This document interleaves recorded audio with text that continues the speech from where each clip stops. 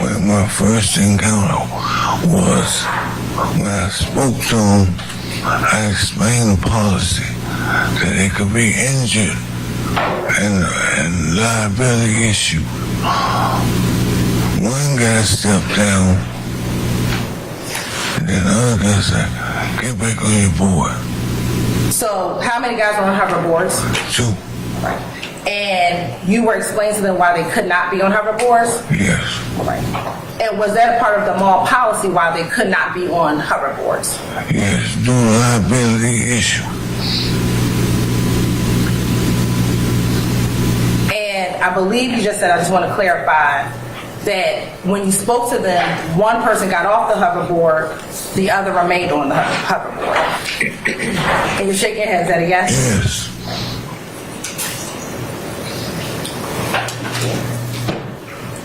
And the one who stayed on the hoverboard, I believe your testimony was, he told the other person to get back onto their hoverboard. Correct.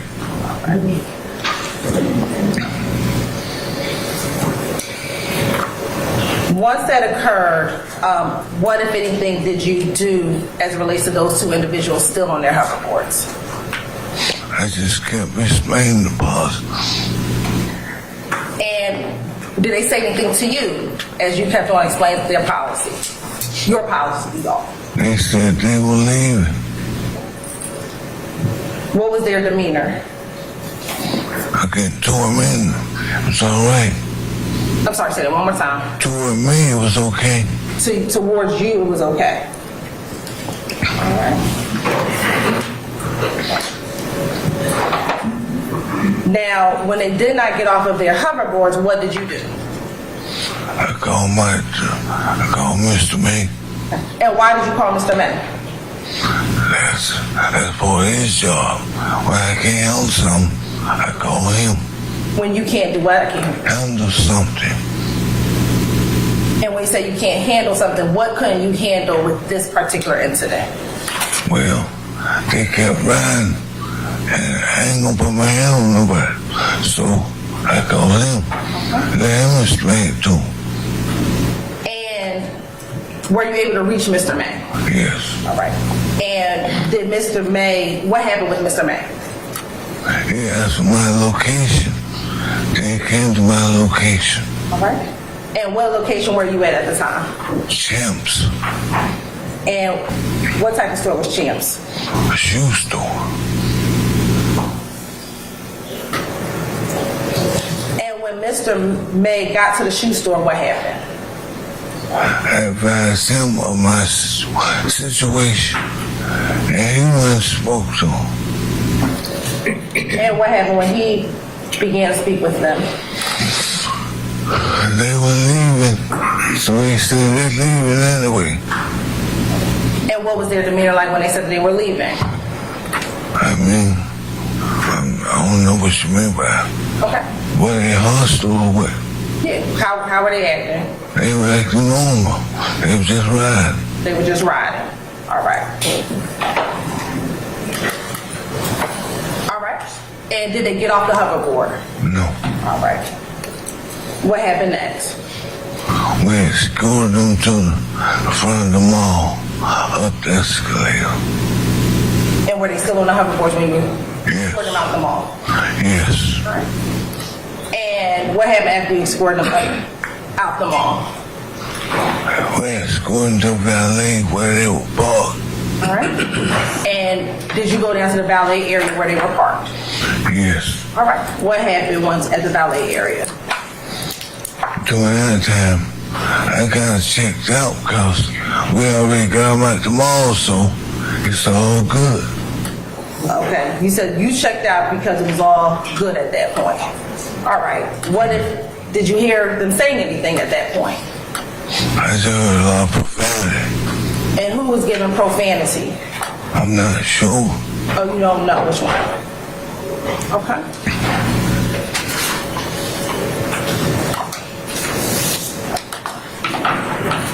Do you remember anything specific that they were saying?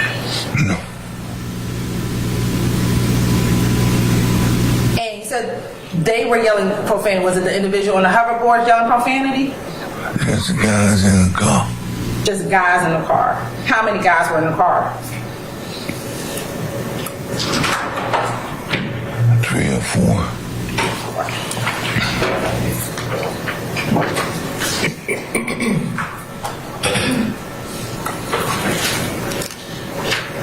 And today, so you don't recall what they were saying? No. No. Okay.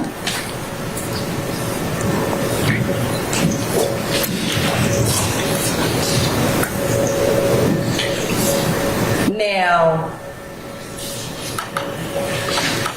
back in 2015, did you have to make a report to the police regarding what happened at the mall with these 2 individuals on hoverboards? I don't think I ever made a police report. Did you ever remember talking to the police about what happened? No. You don't remember? Okay. I'm going to, do you ever remember writing a statement? No. Okay. Do you ever remember seeing a statement with your signature on it? Yes. All right. Permission to approach, Your Honor? You may, madam.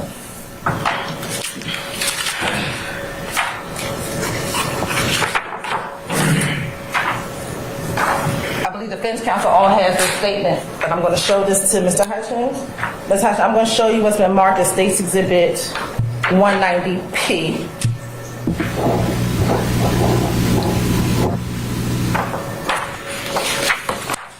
And looking at State's Exhibit 190P, do you see your signature on State's Exhibit 190P? It looks like mine, but it's not mine. It looks like your signature, but it's not your signature. That's how I write now.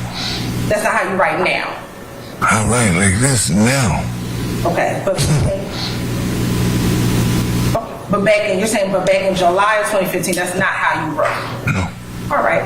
Let me ask you, looking at that document though that has your name on it, is there a date indicated on that document? Yes. Yes. You have an objection? Yes. Basis. Document has been, Basis. the document has been disowned. There's no foundation. Foundation, okay, that's what we're looking for, all right. Your Honor, it's impeachment. And he's saying I don't want to do a speaking. Okay, all right. I'm gonna overrule your objection, so you may proceed this time. Is there a date on that document? Yes. Okay, what is the date? 7/7/2015. Okay. And in looking at the document, you've had the opportunity to read this document previously? Yes. Okay. And is this document written in first person, meaning as if you wrote the document? Your Honor, same objection. Given what I've learned already about the witness, I'm gonna give him a little attitude, Mr. Steele. I'm gonna overrule your objection, okay? Ordinarily, I wouldn't allow them to leave, but I'm gonna, in this particular circumstance, make an exception, okay? Is it written in first person? Yes. Okay. And so it says I, Officer Hutchins, right? Correct. Okay. And this document also has a date in which it was written, right? Yes. What is the date that the document was written? July 7, 2015. All right. And this same document was written closer in time to the incident that we're referring to, which was July 2015. I can't say. You can't say. But there's your signature. It looks like mine, but it's not mine. All right. And there's a date of July 7, 2015. Ask and answer. I sustain the objection. And today you're saying that you did not write this statement. I don't recall You don't writing recall? this statement. Okay. All right. And you do not recall writing the statement. Correct. Okay. Thank you. Who made that objection? What, as I'm sorry? objection as an answer. I sustain the objection. Now, a few weeks ago, do you recall one of my investigators coming to your home? Yes. All right. And when my investigator came to your home, did the individual show you this document? On his phone, yes. Okay. And do you recall what you told him about your signature when he showed you the document on the phone? Correct. Okay. And what did you tell him about your signature? I said at that time, it looked like mine. And this same signature, was this the same document that he showed you on the phone? It was so small I couldn't always see it, but it looks to be the same. It looks to be the same document. Okay.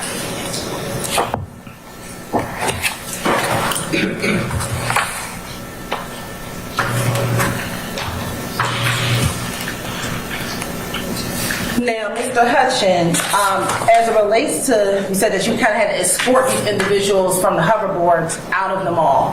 Was this your first time ever having to escort anyone out of the mall? No. And when you previously had to escort individuals out of the mall, do you always have to call the police when you're trying to escort individuals out of the mall? Objection, relevance. I sustain the objection. On this incident day, back in July 2015, were the police called after this interaction with the individuals on hoverboards? Yes, they were called, but I didn't call. You did not call, but they were called. All right.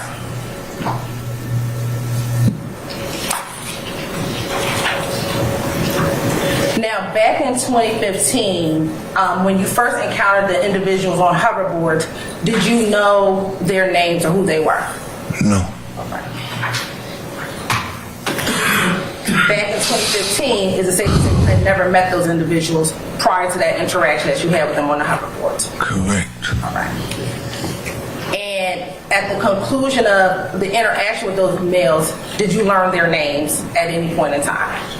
After they left the mall, Okay. How did you learn their names once they left the mall? well, they are people that recognized them. People at the mall had recognized them? Right. Okay.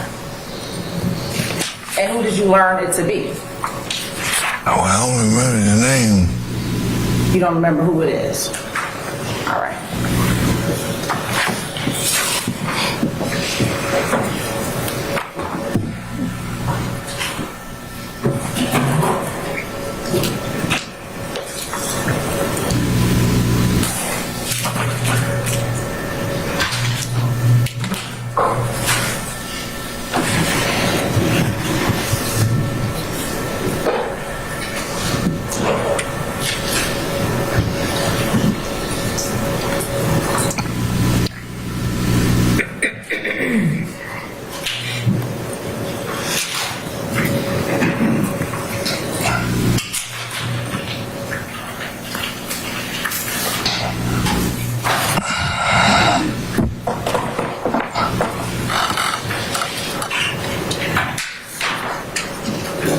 I'm going to show you what's already been admitted as State's Exhibits 184P. And I'm going to hand this to you.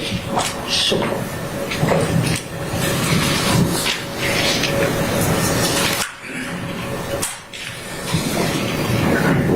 Yeah, 184.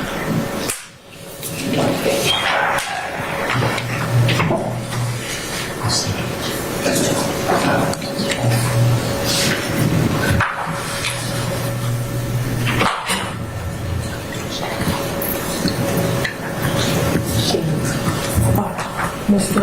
Ernst, can you share capabilities?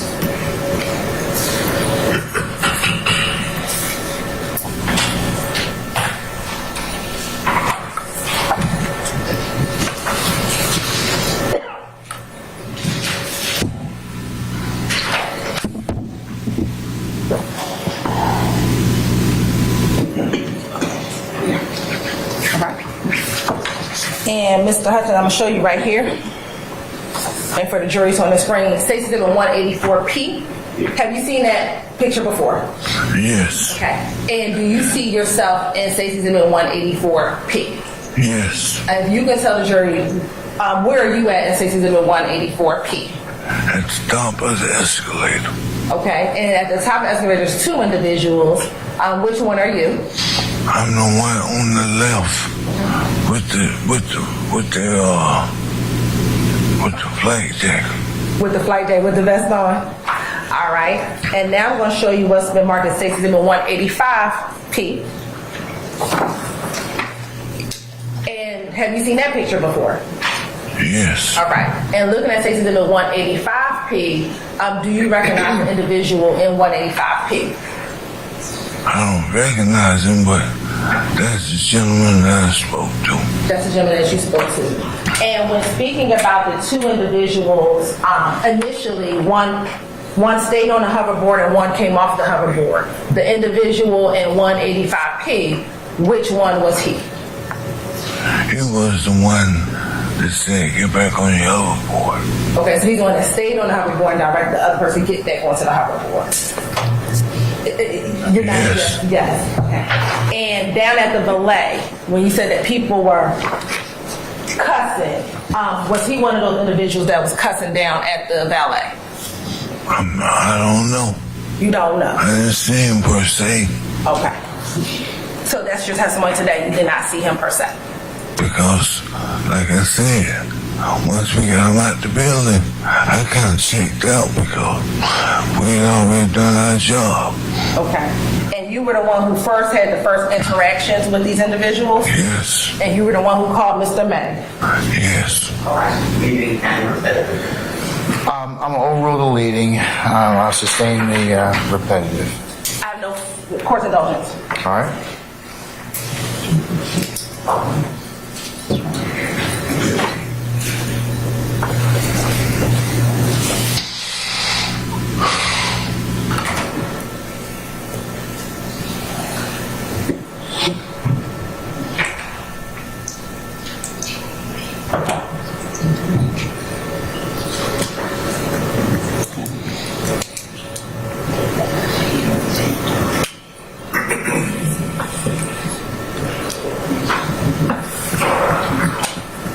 Just one last question, Mr. Hutchins. Earlier, you said that the demeanor, earlier, you testified that the demeanor, that they weren't fussing and cussing towards you. Were they fussing and cussing towards anyone else earlier in the day? Earlier in your interaction? No. No, you don't recall that. They were not. Hold on. Basis. I'm going to overrule the objection. Also object, Your Honor. I'll overrule the objection. I'll overrule the objection as to yours. One at a time, gentlemen. Mr. Matthews, yours is overruled, or yours is, overruled. What's your objection, sir? District Attorney mischaracterized the answer. I'm going to overrule your objection. The jury will be determine what they heard, okay? All right, anything else? All right. I have no further questions. Any examination of Mr. Hutchins, gentlemen? Very brief. Okay, come on.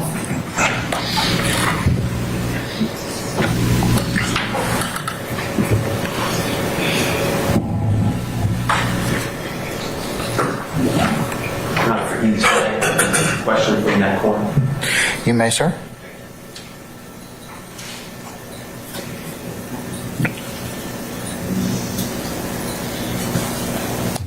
Good morning, sir.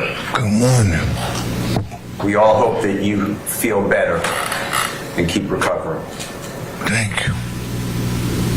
Do you have you read what was shown to you as a number 190P? It's that document that the district attorney was asking you if your signature was on that? Correct. Okay.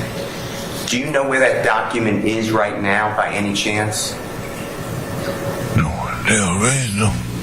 Is that it right there? Your Honor, may I approach 1 second? You may. May I approach you, sir? Yes.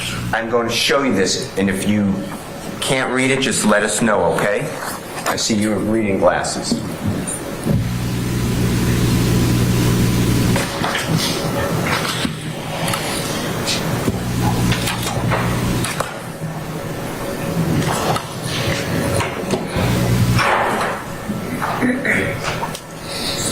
I'm ready. With your permission and the court's permission, I just want to ask you a couple of questions about that document, okay? The district attorney was saying that it was written. Is that a written document or a typed document? It's typed. Okay. And the only part written would be at the bottom of that document, is that fair to say?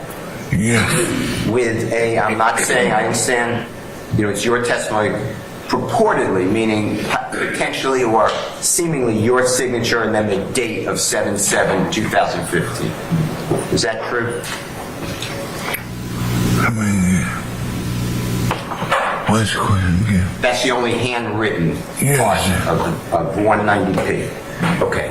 And in that document, even the type part, you never mentioned anything about any of the people on the hoverboard being rude to you or Mr. May in the mall. Is that true? Correct. And what you do write is that you were being ignored and Mr. May was being ignored about your warning to please get off the hoverboard, and it could be a dangerous situation for them as well as others. Is that fair to say? Correct.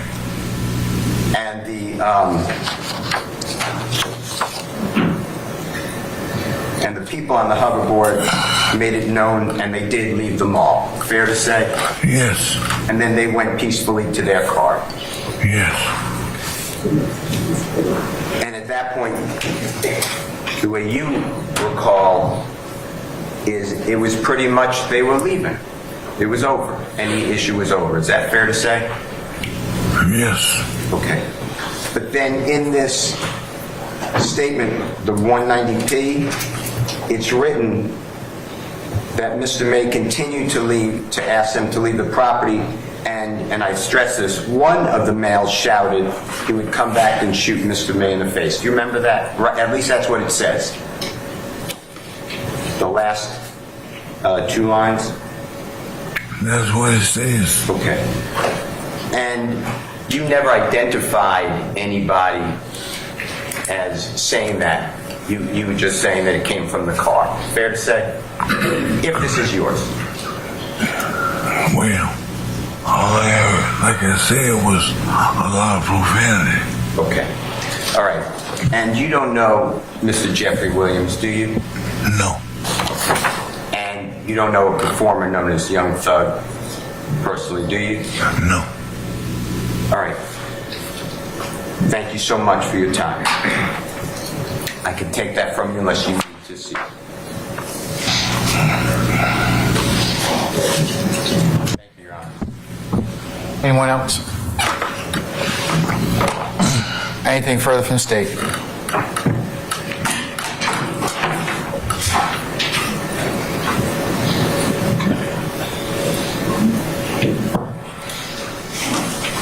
Mr. Steele just asked you if you knew Mr. Young Thug personally. Once this incident was over, did you learn if Young Thug was one of the individuals on the hoverboard? Yes. Yes, you did. But you did not know him personally. No. All right. And Mr. Steele asked you a lot about the statement that I asked you about earlier. And again, looking at Exhibit 190P, today your testimony is that you heard a lot of cursing.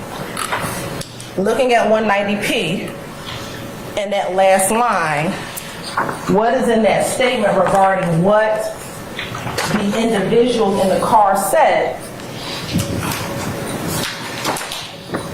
upon leaving the location?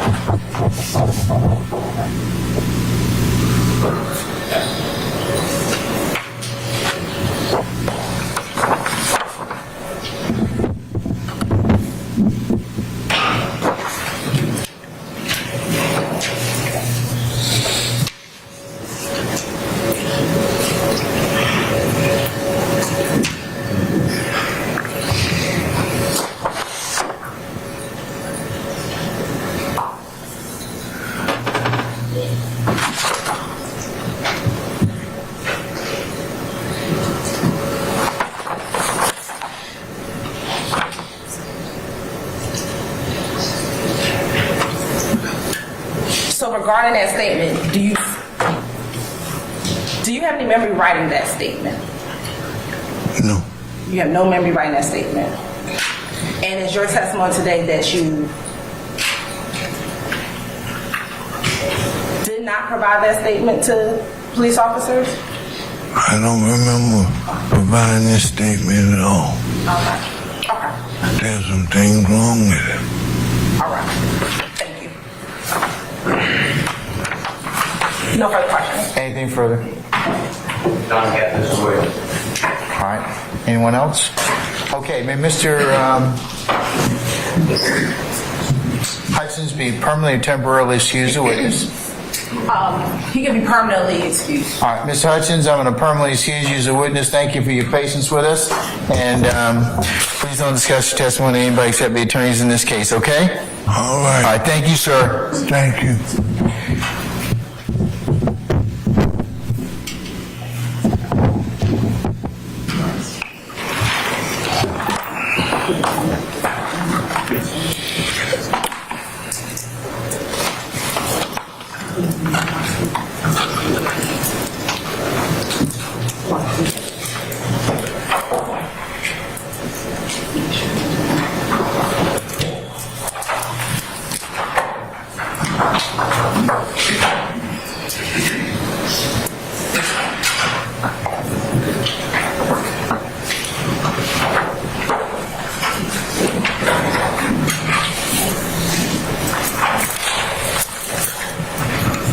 All right, call your next witness.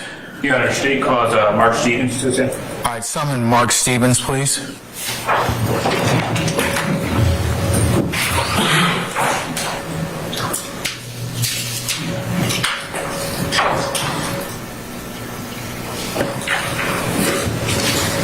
Mr. Stevens, good morning, sir. Sir, if you could please approach the witness stand. Once you get there, if you'd be so kind to turn and face Sergeant Ingram, who's sworn as a witness before you sit down. Raise your right hand. Affirm testimony you give the truth, the whole truth, nothing but the truth? I do. Absolutely. Thank you. Name, spelling, first last name for the court. Mark, M-A-R-K, Stevens, S-T-E-V-E-N-S. Mr. Stevens, good morning, sir. Good morning, sir. Mr. Stevens, are you currently employed? I am not. Where did you work prior? In November, I retired as a police officer from the Dunwoody Police Department And prior to your retirement, where did you work prior to your retirement? with the Dunwoody Police Department. How long did you work for the Dunwoody PD? Almost 15 years. Mr. Stevens, what units were you assigned to during your time with you? When I was hired as a patrol officer. In 2016, I was transferred to the community outreach section. What were some of your responsibilities as a patrol officer? To answer 911 calls or any other call for service, enforce traffic laws, and those were our two primary. And what years were you assigned to the patrol unit?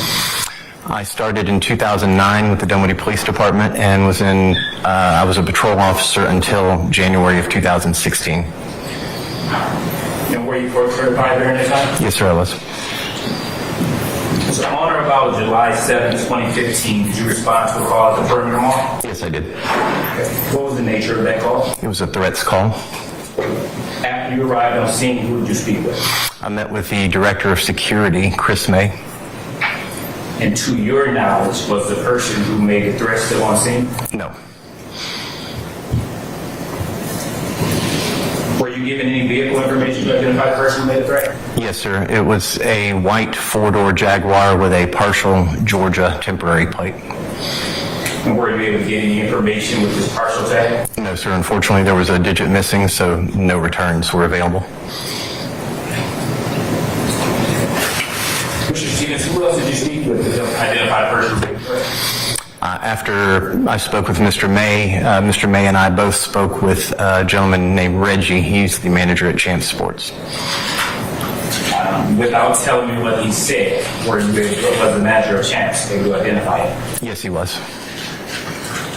What was the name of the person he identified? He identified the subject that made a previous purchase as a rapper known as Young Thug. Was Mr. May able to identify the person who threatened him? Yes, he was. And how did Mr. May identify the person?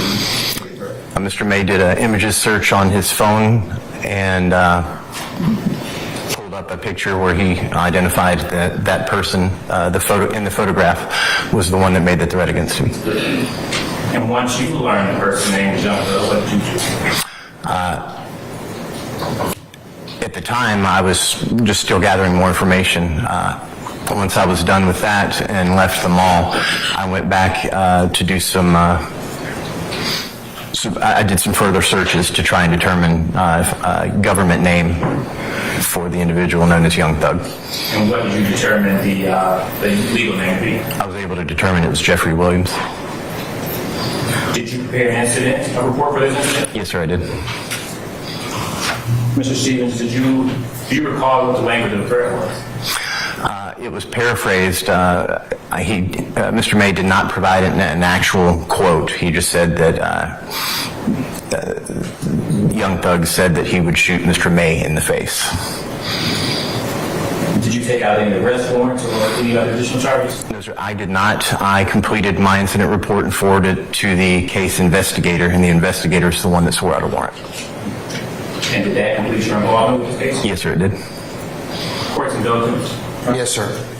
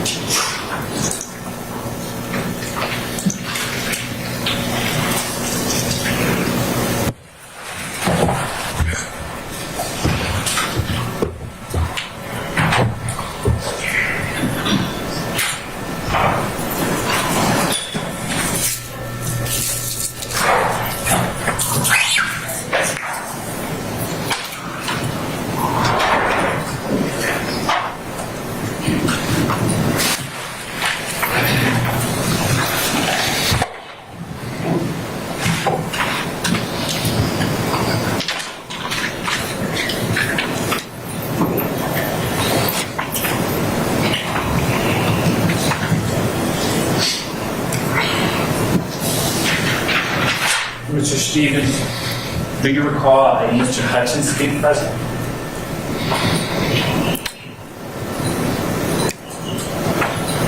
The name I do not recall off the top of my head. It's possible that might have been one of the security officers involved, but the name does not. I don't recall the name off the top of my head. No.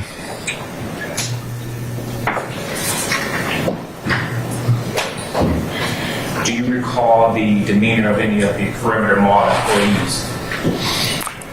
Too broad, Your Honor. I stand the question.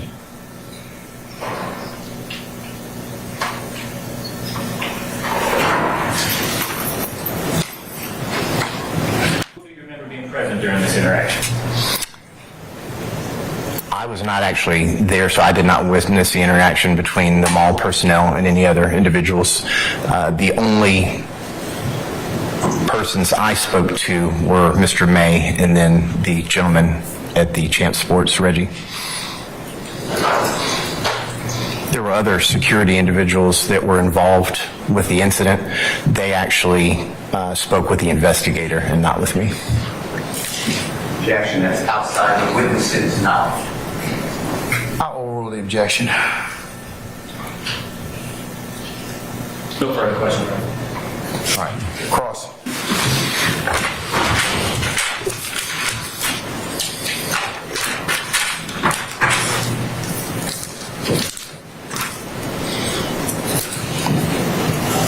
Good morning, former officer. Good morning, Counselor. Thank you for your service. Thank you, sir. If you need to see anything in your report to refresh your memory, just let us know. If it's in front of you, just let us know that you're looking at something, okay? Yes, sir. Okay. Just want to ask you a couple of things. I think this is clear, but just to breeze through this. You were not there at the time this supposed incident occurred. Is that fair to say? That is correct. And you get a call later through your dispatcher coworkers to come to Perimeter Mall, and you do it from the unit. That is correct. And when you arrived at Perimeter Mall, you met with two people. First, you met with who pronounced themselves as the security officer for the mall, named Mr. May, Christopher May. Is that fair to say? Yes, sir. I met with him first. And you got there, you don't have any information, so you needed to get information from Mr. May. That is correct. And he provided you information. That is correct. He was cooperative with you. Yes, sir. And you took notes. Yes. And then those notes get memorialized, is my word, but written down into a police report or an incident report. Is that all fair to say? Yes, sir. That is correct. And you do that timely because you go on different events for the community, so this way when it's fresh in your mind, you write down. Fair to say? Yes, sir. And that's what you did in this case, right? That is correct. And in fact, your report, let me just make sure I'm right. It's dated the same day, 7/7/15, which is July 7, 2015. Yes, sir. I looked at it earlier. It was written the same day of the reported incident. Okay. And I want to talk to you about some things that Mr. May told you, okay? Yes, sir. Now, Mr. May explained to you that there were 3 men inside a white Jaguar vehicle. Is that fair to say? At the end of the incident, yes. Initially, it started in the mall. Okay. And we could go backwards, but that's the issue we're dealing with. That is correct. Okay. Anything you need to say beforehand, just let me know. You'll tell the jurors, okay? Yes, sir. I'm just getting to the issues we're dealing with. Yes, sir. All right. And Mr. May explained that it was a 4-door Jaguar vehicle he was dealing with. That is correct. And they gave you a partial tag, that's why you couldn't run the numbers. It was just missing a digit. Yeah, I believe it was missing 1 digit. Yes. And then according to Mr. May, he explained to you that the rear passenger told you that if Mr. May continued to approach, he would shoot Mr. May in the face with a gun. Remember that? That's essentially my recollection from reading the incident report, yes. And it was that Mr. May was approaching the person, and the person said, "Get back, otherwise," and whatever the statement is, he would shoot Mr. May in the face with a gun. That's what Mr. May said. That is correct. Okay. This isn't on any recording, right? As far as I know, it is not, sir. It wasn't recorded by me. And when you're there at the mall, nobody else came up to you and corroborated that you know what corroborated means? Yes, sir. Supported. Yes, sir. Said the same thing. That Mr. Williams, the young thug, made that statement. Is that fair to say? During that incident, yes, that's correct. And then Mr. May also told you that after that statement was made, then Mr. May backed away and allowed the Jaguar vehicle to leave the mall. True? Yes, sir, that's correct. That Mr. May was holding the Jaguar vehicle at that time. He wouldn't let it leave. That's what he told you, right? What he told me, he was trying to get them to cooperate. The only thing Mr. May wanted to do is issue them a criminal trespass ban and was trying to get them to cooperate. And the jurors may not know what a criminal trespass ban is. That means that a person or people are notified, please don't come back on this property. That is correct. It has nothing to do with any certain type of... They have the right to say, we have a reason to ask you not to come back to the mall again. If you are, you can be prosecuted for it. So that is correct. And because Mr. May, to his satisfaction, did not get that message across, he was detaining that vehicle. Is that what he explained it to you? He never said anything about detaining. That I don't. If you want to use. That I don't know. He wouldn't let the vehicle leave.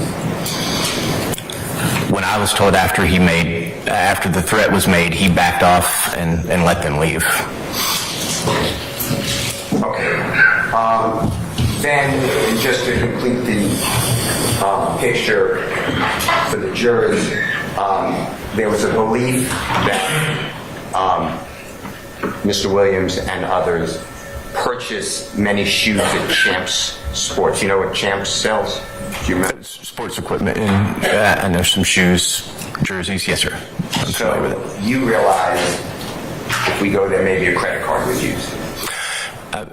I didn't. That was not my idea. Mr. May said that the initial incident started outside the Champs Sports. He was under the impression that there had been a purchase made, so we might have been able to identify someone through that purchase. And that's what you did.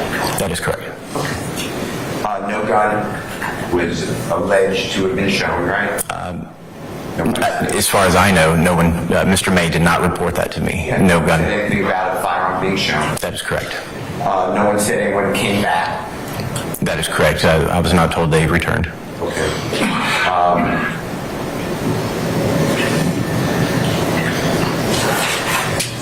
You wrote this up as a disorderly conduct. Do you remember that? Do you mind if I take a look at it? I don't know if I didn't.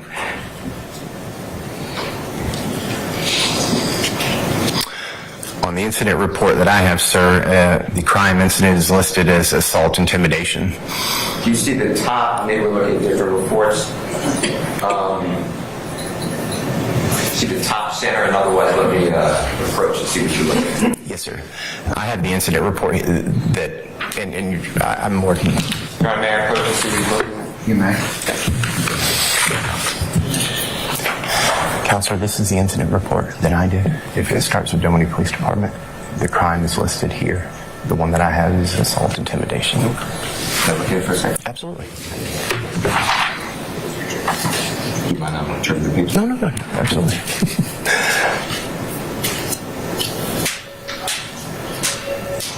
And then that's the end of my report there. It's just the initial back, this, and then name there, and then starting there is just further information.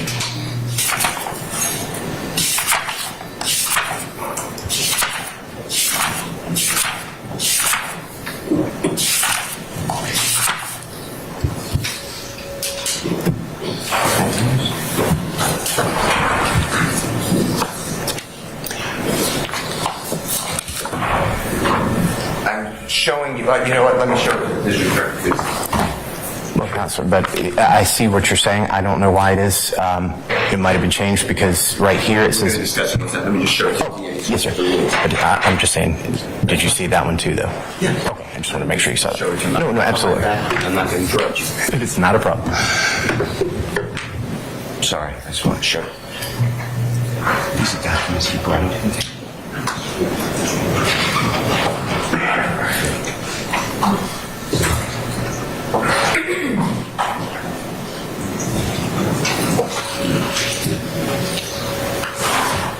I'm going to approach you again, okay? Yes, sir. All right, I just want to show you.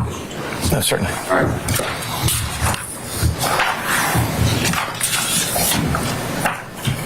Just remember. Okay. So, if you don't mind looking at what I think yours is, what is that, page 3? Yes. That you were looking at? That is correct. And that's your incident report, right? It has my name down at the bottom as the reporting officer, yes. Okay. I'd like you to look also at page 25 on the lower right, and I handed it to you. I showed the district attorney already. Yes, sir. That's your... Objection, Your Honor. Basis. I don't believe that's the witness's report. Good question. Let me see it, please. What are you questioning from, Mr. Steele? May I step? Yeah. Okay. I've just got the babysitter to get it. That's all right.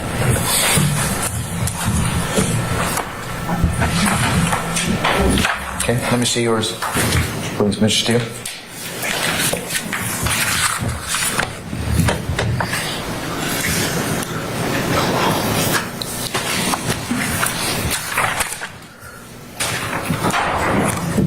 Can I see yours again, please?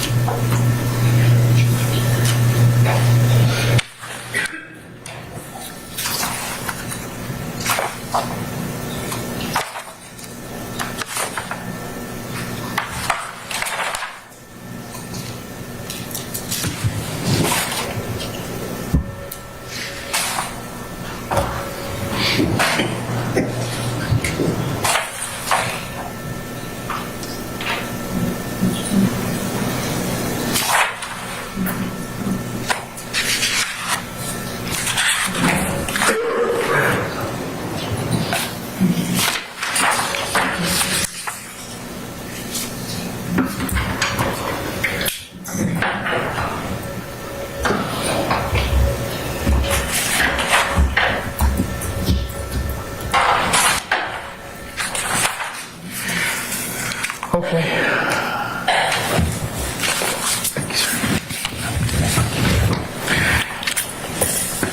Mr. Steele, in order to ask him, so I'll sustain his objection. In order for you to ask more questions, you're probably going to need to clarify what you're showing him. Can you turn to page, what is listed 25 on the documents you brought with you? Yes, Counselor. Okay. And is that your reporting officer narrative? Yes, it is. Okay. And is that either substantially or identical to what's on page 3 of the same document you came, which is also reporting officer narrative, except for what's in the center top? The center, the narrative appears to be the exact same on both pages. There is slightly different wording at the top and at the bottom. Now, my question to you is, do you know how on page 25, whether you put in disorderly conduct in the center for the offense? To be honest with you, I do not recall how I termed it. All right. Can you explain to the ladies and gentlemen of the jury how the report, your report, got changed or altered from page 3 to page 25, specifically from the offense, like you told the ladies and gentlemen of the jury when you were looking at assault, intimidation versus disorderly conduct? Can you explain to them how that changed? Unfortunately, I do not. When we file an incident report, we select a crime type or types. It is chosen by the reporting officer. Once we submit that report, we don't have the ability to change the type, the narrative, anything. It seems that one is dated 2015, listing disorderly conduct, and one is dated printed out 2022, lists assault intimidation, but that could not have been done by me. I don't know how that happened, to be honest with you. And you wouldn't have done that, would you? No, our system doesn't give us the ability to go back and modify. And the disorderly conduct is the reporting officer narrative that was in July 7, 2015. Is that fair to say? Yes, it says date and time of the report is July 7th. This was printed on July 9th and listed as disorderly conduct. That's pretty much concluded your work on this case. Is that fair to say? That is correct. After the incident report, the detective handled the case from there. Thank you again. Thank you, Counsel. Any further examination? Any further redirect, sir? Just briefly, Your Honor.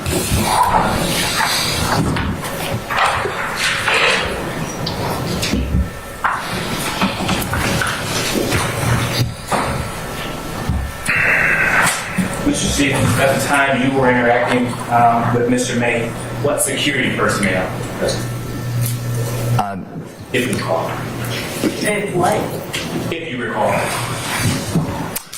I only spoke directly with Mr. May. I know there were other personnel there on property, but I did not interact with any of them. The case investigator ended up speaking with the other personnel. And if you recall, did anyone contradict what Mr. May stated his statement to you? No, they did not.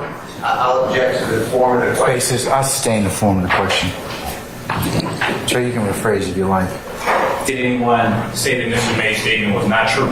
No, they didn't. Your Honor. Still, I sustain that objection.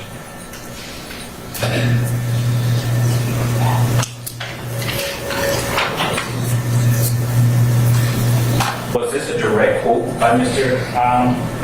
May? No, a direct quote was not provided to me. Mr. Steele asked you if Mr. May said, if you approach, I will shoot you in the face. And these were not, were these exact, Mr. May's exact words? No, sir. I paraphrase what is said. If a direct quote, such as "my name is Smith," is used, I use quotation marks to note that that is a direct quote used by an individual. Without direct quotes is only paraphrased. Did you put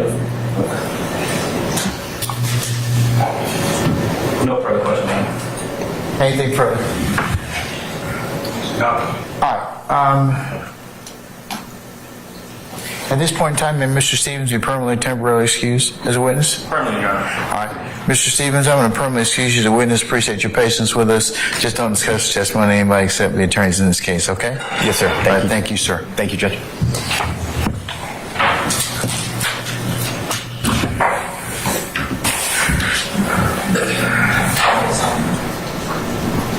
All right, call your next witness. Your Honor, state called Sergeant Sean Lenahan to the stand. Sergeant Lanahan? Lenahan. Lanahan. All right, summon Sergeant Lanahan, please.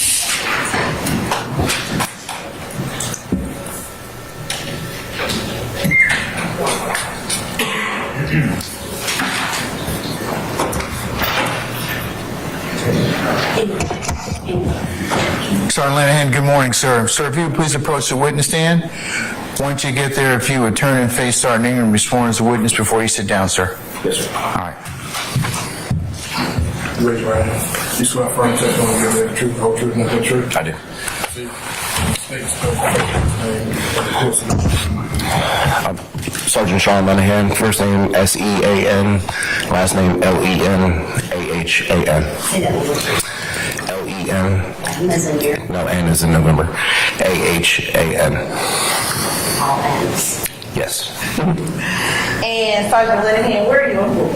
With the City of Dunwoody Police Department, And how long have you been with the City of Dunwoody Police Department? 11 years. And what's your current assignment? I am a patrol supervisor, sergeant on the road, And how long have you served as a sergeant? since 2015. And prior to your role as a sergeant, what did you do for the Dunwoody Police Department? Prior to that, I was a detective in our criminal investigative division, and prior to that, I was a patrol officer. And how long did you serve as an investigator within the criminal investigations division? From 2012 to 2015, so 3 years. And are you post-certified? I am. And were you post-certified on July 7, 2015? Yes. If you can tell the jury briefly, what were some of your job and responsibilities as an investigator in the criminal investigation division?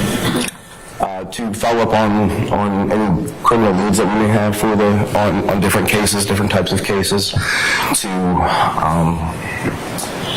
make arrests, also to I guess make court appearances and things like that in reference to cases. Now, in the Dunwoody Police Department, as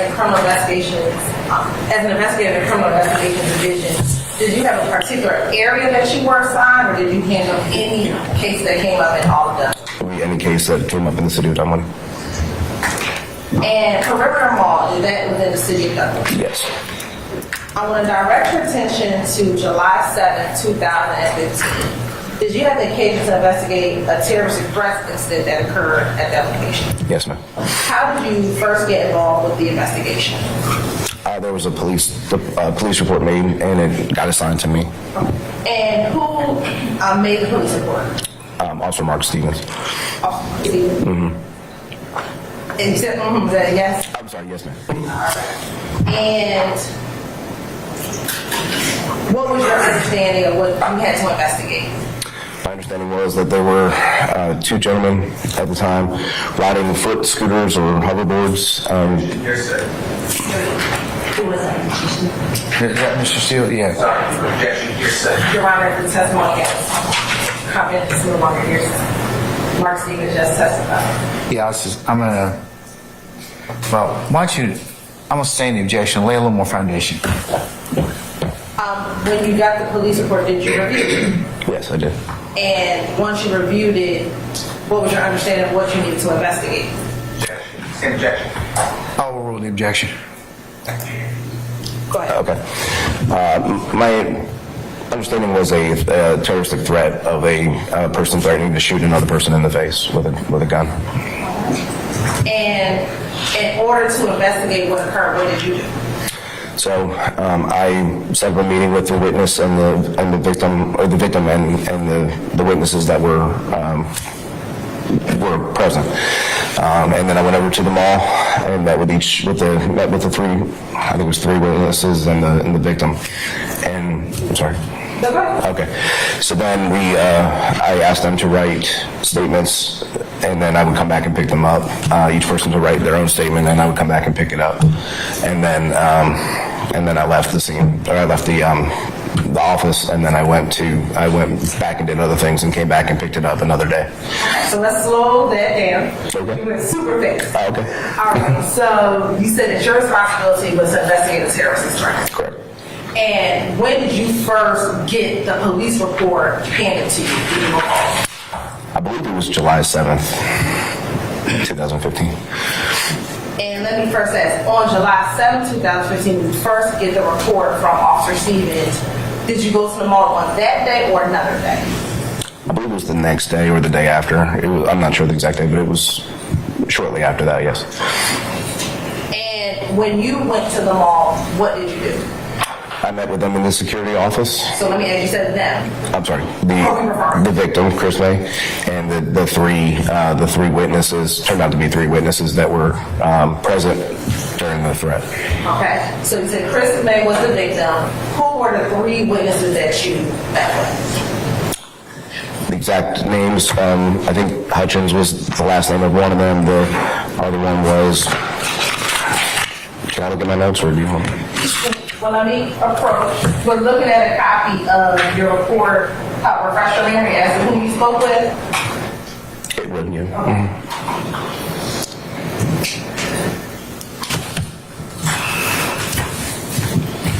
I want to show you what will be marked as State's Exhibit 191P, and I can show it to you.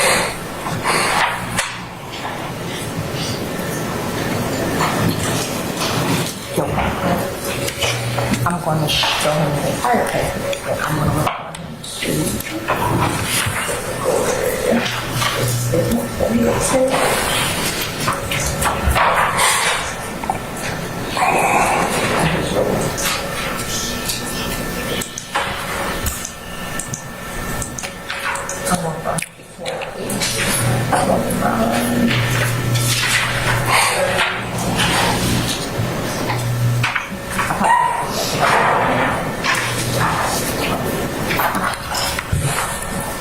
show you. Oh, thank you.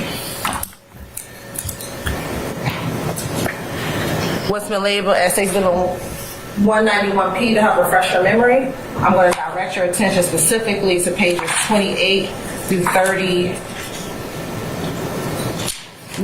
Tell me if that helps refresh your memory as to the three witnesses that you met. Christopher May is the victim, and then, yes, Officer Hutchins and Campbell and Barron. Okay. And first with Officer Hutchins, what was Officer Hutchins' first name? Dwight. Okay. And what about Officer Campbell? Officer Campbell, I don't remember his first name. Okay. And what about, you said the other one was Barron? Yes, his name is Jonathan. All right. And you said you met with them at Perimeter Mall. Where in Perimeter Mall did you meet? In the security office. And while in the security office, were all four of them together, the victim and the three witnesses? Yes, they were present.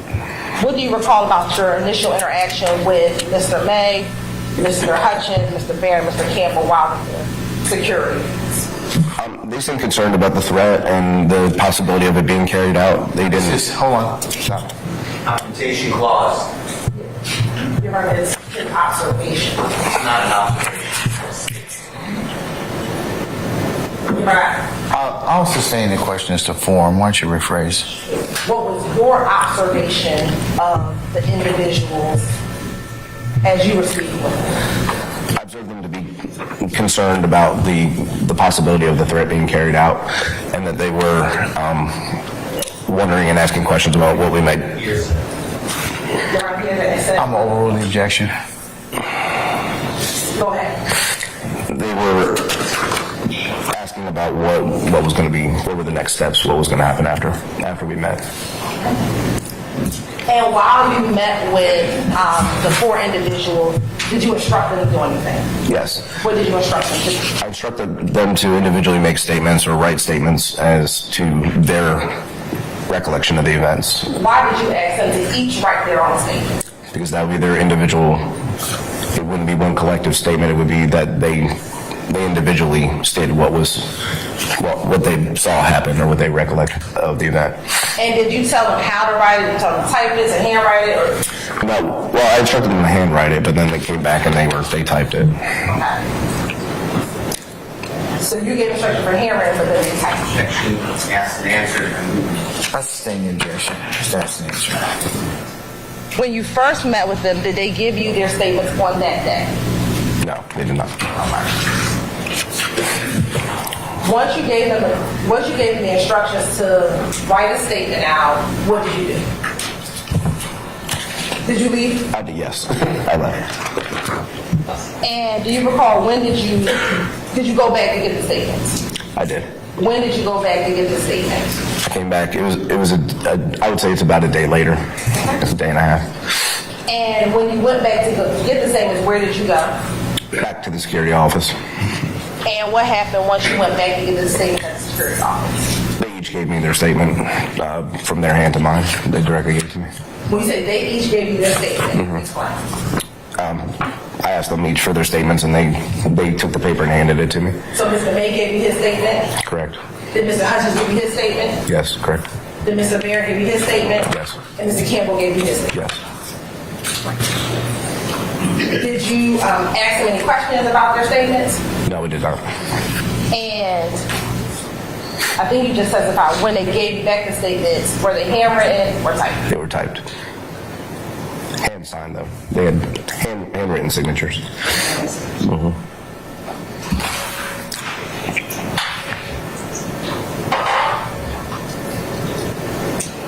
Once they gave you their statements, did they appear that they were forced to give you the statements? No. Did they appear as if they didn't want to give you the statements? No. Permission to approach? You may. I'm going to show you what's been marked as State's Exhibit 190P. Do you recognize State's Exhibit 190P? Is that the same as you showed? That's the same 190P from earlier. I recognize it as Mr. Dwight Hutchins' statement. And is that the same statement that you received from the Dwight Hutchins hands back in July 2015? Yes.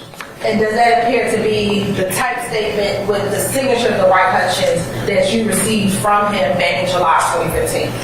Yes. During this time, state like the tender State's Exhibit 190P into evidence. Any objection to states 190P? Yes, sir. It's a written document. It would not go back with the jury, and there's no question, just identifying something. Can you all approach a second, please?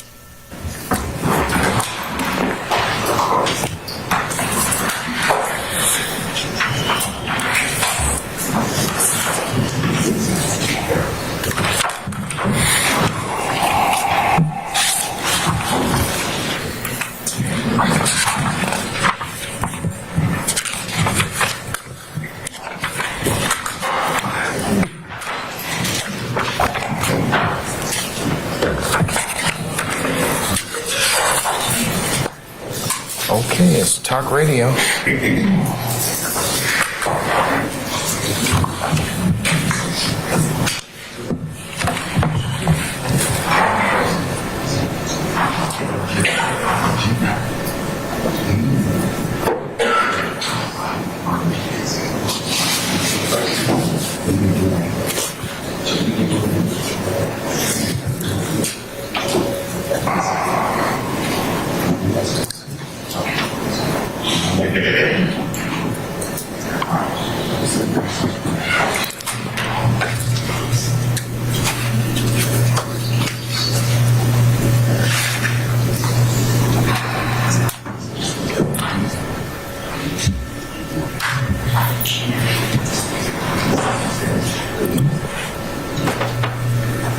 Can't hear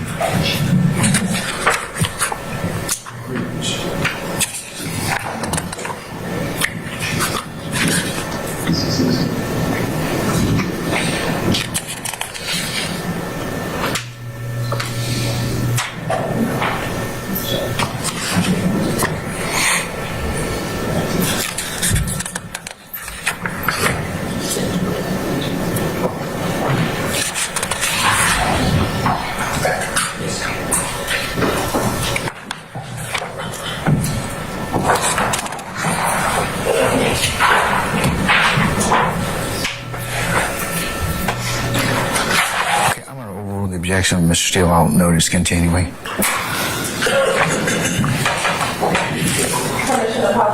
You may, madam.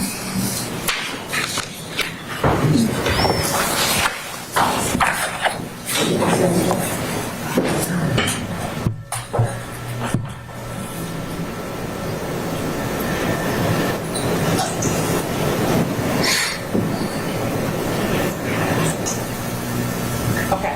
Now, Mr. Sergeant Lenny, I want you to read it from top to bottom. Just a statement, madam. Just a statement. Just a statement. The entirety of it. Okay. On July 7th, 2015 at 16:40 p.m., I, Officer Hutchins, approached two black males about to go down the center court escalator on a motorized mini Segway. I spoke to both the males and advised them that they could not ride the mini Segway in the mall due to mall policy, and it's very dangerous to get on the escalators riding them also. The two males ignored me and the mall policy that I quoted them. I then called dispatch to advise them of the situation, and I also told them to call Dunwoody. Director May then called and asked for my location. He met me at the lower level Macy's in front of Champs. We waited on the two males to come out of Champs. As they exited the store, Director May spoke with them and also quoted the mall policy to them again, and they also ignored. They kept riding the Segways to the center court and was saying that that we are leaving, as Mr. May was telling them that they needed to get off the mini Segways. They went on the escalator on the Segway and out upper level Main. Mr. May was still trying to get their attention while advising them of the mall policy. Outside upper level Maine, they were greeted by Supervisor Barron and Campbell, who also quoted mall policy to them, and they ignored them also. At East Main Valet, where they were parked, Mr. May was asking them to leave the property, and one of the males shouted out that they would come back and shoot Mr. May in the face, and from there, Mr. May told dispatch to call Dunwoody Police. And was that then signed by Mr. Hutchins? Yes, it was. And what's the date of the signature? 7/7/2015. And again, this is what Mr. Hutchins handed to you. Yes. All right. Now, when Mr. Hutchins gave this to you, either on the day you picked it up or when you first gave him the instructions, did he appear as if he understood what you were asking him to? Yes. Did Mr. Hutchins ever indicate to you or give you any indication that he was forced to write this statement? No. When he handed it to you, did he give you any indication that that was not his words or what he was relaying happened? No.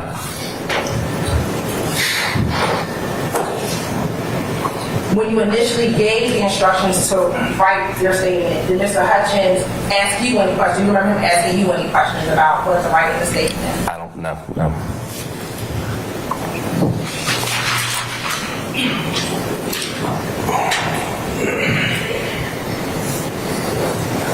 Now, once you received all of the statements from Mr. May, Mr. Hutchins, Mr. Barrett, and Mr. Campbell, what did you do next?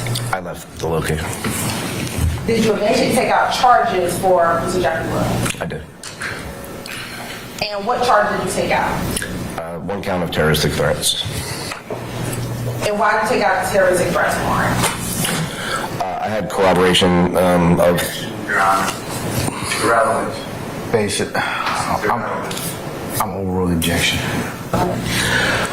I took out the threat because I had the corroboration of 3 witnesses that heard the threat, and the threat is to harm or seriously injure or kill Mr. And May. you used the word corroboration. What does that mean? The three witnesses all had the same recollection of what happened, and they stated that to me. If you did not have corroboration, would you have taken out those warrants? No.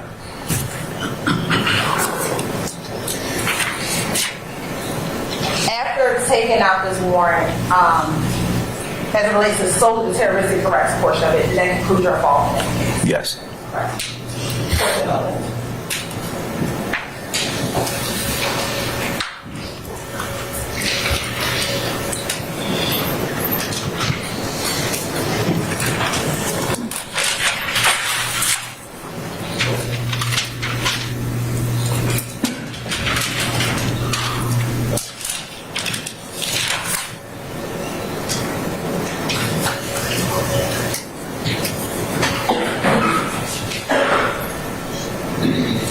No further questions, Your Honor.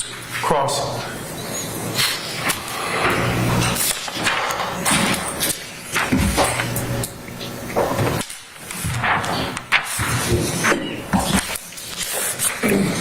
Oh, before you begin, I'll admit, it's the state's 190. Yes, when I- I'll admit with the objections that were made.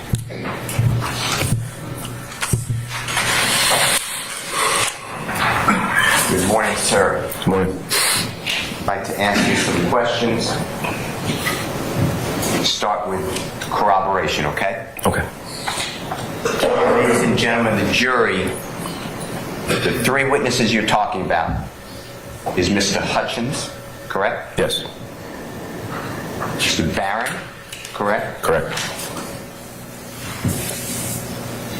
B-A-R-R-O-N, if that sounds right. It sounds correct. I'm not sure.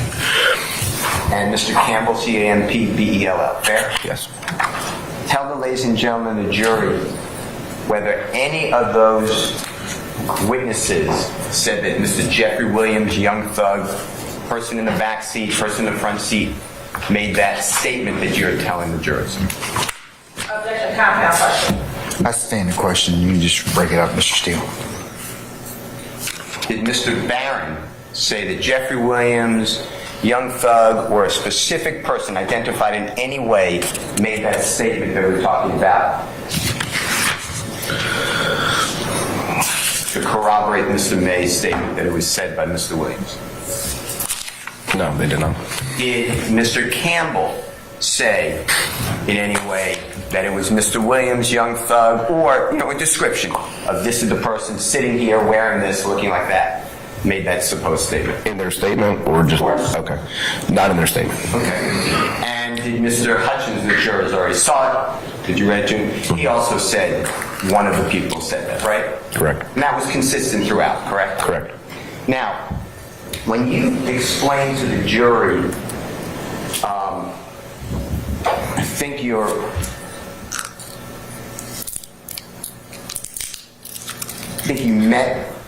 remember meeting with these three people and Mr. May in a room. Is that what you said? Correct. The security office. Okay. And do you know what was discussed, if anything, about this incident, about what supposedly went on and what people heard before these statements were written between the three of them or before them? No, sir, I don't. You wouldn't have any knowledge? No, sir.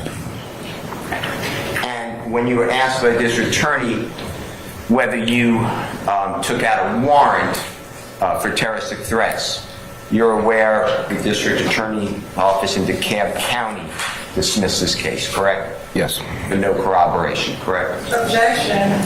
Speculation. I'll sustain the objection. Do you have it in your report in front of you?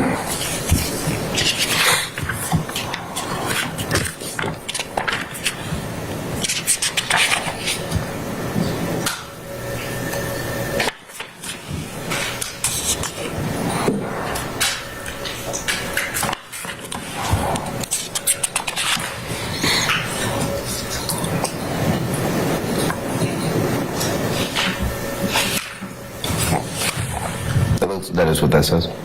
I couldn't hear you. I apologize. It says lacks sufficient corroboration that the threat would be consumed or consummated. And it's me. I'm confident it's me, but I couldn't hear the end. You said it lacks sufficient corroboration, then you started to say something. I'm just continuing to read. It said was conditional and lacks sufficient corroboration that the threat would and could be consummated. And that was pretty much your end of the saga in this incident, correct? Yes.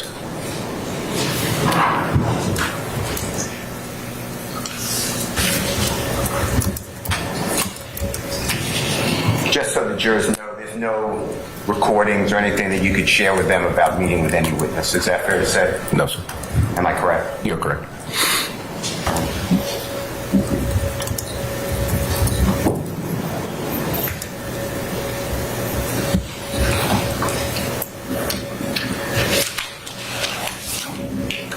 Thank you, sir. Yes, Thank sir. you, Your Honor. Any other examination? Any further questions from the state? Sergeant Linehan, Mr. Still asked you about whether or not in any of the witness statements did they mention Mr. Williams or Young Thug. You recall that? I do. With all of the statements, did they indicate how many males made that statement? They said it was one male, two males. Did they indicate? I think they did say one of the males makes the statement in each one, but they didn't specify. Just confirm that they say one of the males. Basis. I sustain the question.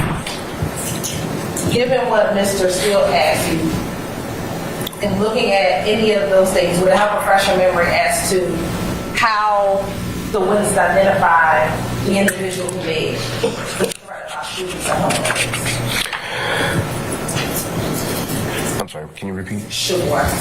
Looking at the three statements, would it help refresh your memory as to how they identified the person who made the threat? They identified the male that made the threat by looking at him and then speaking with the manager at Champs, and then they photos on the internet is how they identified exactly who he was. The manager at Champs said that it was Sustained objection. When each of the individuals who wrote their statements, you had three witnesses. Yes, ma'am. Did they indicate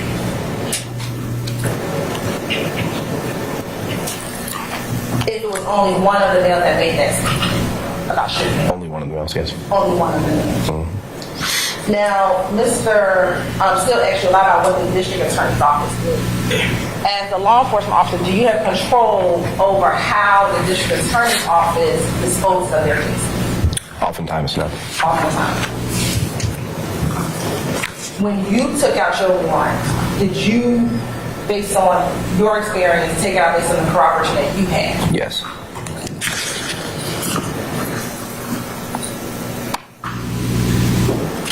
And in your experiences, has the district attorney's office in DeKalb County done things opposite than the warrants that you've taken out?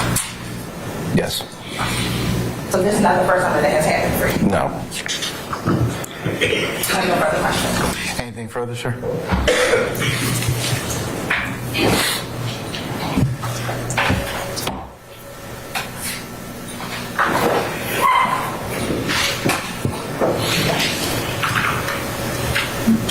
Sergeant, point to where in any of your reports dealing with what we're calling the three witnesses, Mr. Hutchins, Mr. Campbell, or Mr. Barron, does it say anything about looking at a photograph, identifying young thug, identifying Mr. Williams as the person who made that statement? Anything? From the witnesses? Sure. That's what we're Well, talking about. it's in the victim's written statement. Okay, but now you say the victim, that's Mr. May. Right. I'm ignoring because you separated him from the three witnesses. Well, when they went back to the store, Matt, would you look at the report done by Officer Stevens? no, I'm looking at Mr. May's statement. Okay, well, okay. Mr. May's statement is when they went back to, I'm sorry. Well, let's be specific. Who is they? Okay. You know, you can, I don't mind talking, but just instead of using the word they in Mr. May's statement, who are you? It says, Officer Stevens arrived and together we went to Champs where the manager of Champs, Reggie, informed us that the male who was on the device was a known rapper by the name Young Thug. Now, that is Mr. May, Christopher May, Yes. according to Mr. May's statement, right? Yes. Officer Stevens, a co-worker of yours at that time, Yes.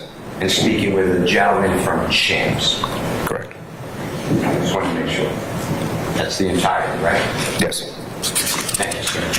Thank you, Your Honor. Anything further? Mistake. Nothing on the stage, Your Honor. All right. At this point in time, may Sergeant Lanahan be permanently or temporarily excused as a witness. You be permanently excused. All right, Sergeant Lanahan, appreciate your patience with us. I'm going to go ahead and permanently excuse you as a witness, so you're free to go about your usual duties and avocation. Just don't discuss your testimony with anybody except the attorneys in this case, okay? Yes, sir. Thank you, sir. All right.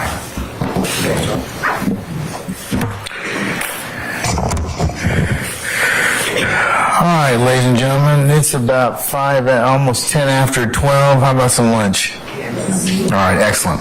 Okay, ladies and gentlemen, we're going to go ahead and recess once I finish all my announcements and pronouncements to you, and ask you to come back for 1:30. Okay. Remember all of my ad nauseum admissions to you at this point in time. In particular, are you okay? Are you allowed to, now that you've heard some more testimony, discuss the matter in your headquarters jury deliberation room? No, you're not. Okay, all right. And remember all the other things that I told you in terms of just your behavior up to this point in time. Do not discuss this case amongst yourselves in onesies and twosies. Don't discuss anything that you might have heard in the courtroom today until such time as the court gives you instructions on how you to consider what you've heard within the four walls of this courtroom. If anybody should try and touch base with you in any form of transmission, email, text, phone call, or otherwise try and talk to you in person, please, you need to let Sergeant Ingram know immediately and let me know. All right? Okay, ladies and gentlemen, it looks like for the after we come back from lunch, we should have a regular workday conclusion, and then we'll see where the rest of the week leads us at that point. Okay? Any questions of me? Okay. All right. Enjoy your lunch, and we'll see you back at 1:30. Okay? All right. All rise.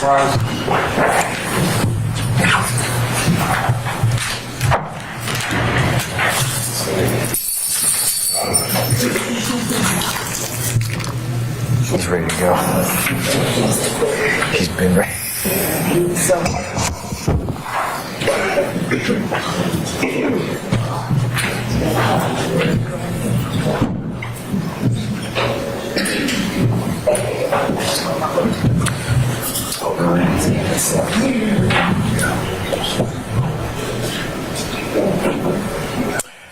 Okay, our jurors left us. You may be seated.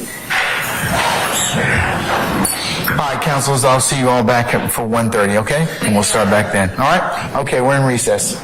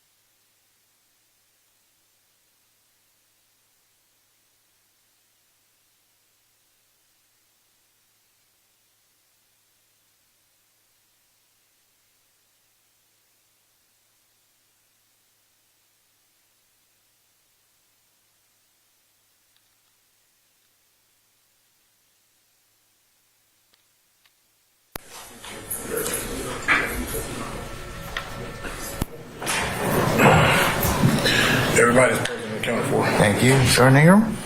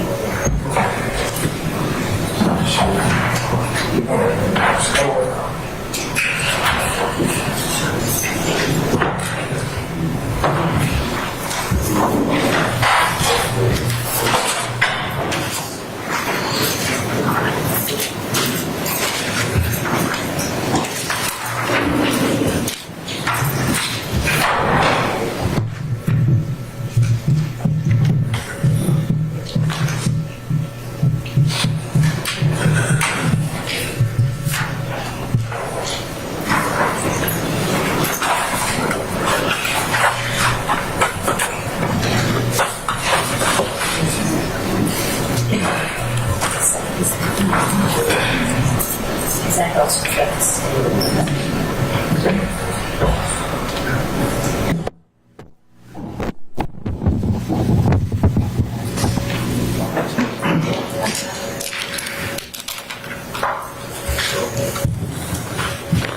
All right, councils, before we go ahead and bring in our jurors, just to let you know what I'm going to tell them, I have some unrelated matters I got to take up just for about 30 minutes at 3 o'clock, so we're going to break right before 3, come back about 3:30-ish, and we'll see where the day leads us at that point in time, just so you know, okay? All right, unless there's anything else I need to take up with you all, I'll summon our jurors at this point in time.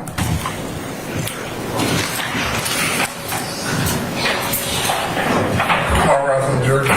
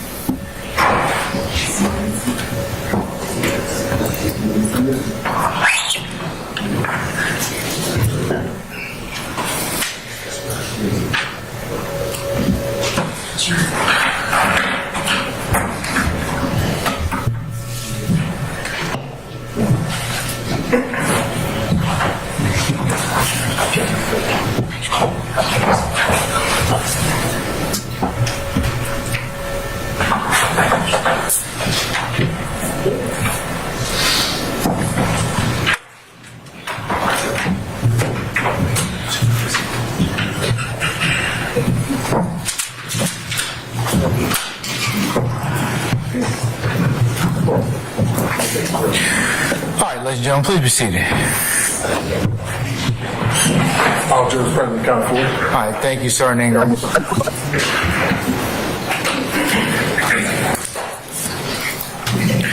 right, ladies and gentlemen, we're going to continue with the presentation of the state's case. Let me just kind of just tell you where we are going to head for the afternoon. We are going to take about an hour's worth of testimony. I have some unrelated business about 3 o'clock I need to take up for about 30 minutes. We'll come back, and then we should work somewhere around the 5 o'clock hour or thereabouts, and that'll be the conclusion of our first workday, okay? Yes, sir. All right, okay. State, summon your next witness, please. Thank you, Your Honor. The state called Richard Randolph. All right, summon Mr. Randolph, please. Mr. Randolph, good afternoon. Sir, if you would please approach the witness stand. Once you get there, turn and face our name and be sworn as a witness, please. Raise your right hand and swear firm testimony to give the truth, the whole truth, nothing but the truth. I so swear. Have a seat. State the spirit, first class name of the court. Richard Randolph. Richard, come and spell it. Randolph, R-A-N-D-O-L-P-H. And good afternoon. Good afternoon. Where are you employed? I'm currently employed with the Fulton County District Attorney's Office. And how long have you worked with the Fulton County District Attorney's Office? Approximately 2 years. And what is your current job title with the Fulton County District Attorney's Office? I am currently the Executive Deputy Chief of Investigations. And what are your job duties as the Executive Deputy Chief of Investigations? As the Executive Deputy Chief of Investigations, I am the number 2 amongst the investigators. I assist the chief with the day-to-day operations of the office and whatever needs may be. I supervise the deputy chiefs along with a team of called the High Profile Difficult Witness Task Force, which is HP+. And prior to working at the Fulton County District Attorney's Office, were you employed? Prior to, I was the chief investigator at the DeKalb County Solicitor General's office. And how long have you been in law enforcement? Approximately 25 years. And are you post-certified? Yes, I am. I want to direct your attention to this current case. Are you a part of the investigative team assisting with this current case that we are in? Yes, I am. And as a member of this investigative team, what are some of your job duties and responsibilities? I supervise the investigators that are assigned to this team. We collect evidence, we interview witnesses, we locate witnesses, and any investigative needs that are needed with this case. I want to direct your attention to December 10th, 2023, where you asked to locate and subpoena an individual by the name of Dwight Hutchins. Yes, I was. And were you able to subpoena Mr. Hutchins? Yes, I was. Where did you subpoena Mr. Hutchins? I located his home and I subpoenaed him in his living room. And was he present when you went to his home? Yes, he was. And while at his home, did you speak with him? Yes, I did. And did you speak with him about his testimony, what his testimony would be? Yes. And if you can tell Jerry briefly about your interactions with Mr. Hutchins while at his home on December 10th, 2023. While at his home, they were very nice and cordial. They invited me in. We went inside, and I told them why I was there, and I told them that I was there because of part of this case. And to refresh his memory, I showed him his statement, and that's why I was there. And he looked at the statement. And I'm going to show you what's already been admitted as State's Exhibit 190P.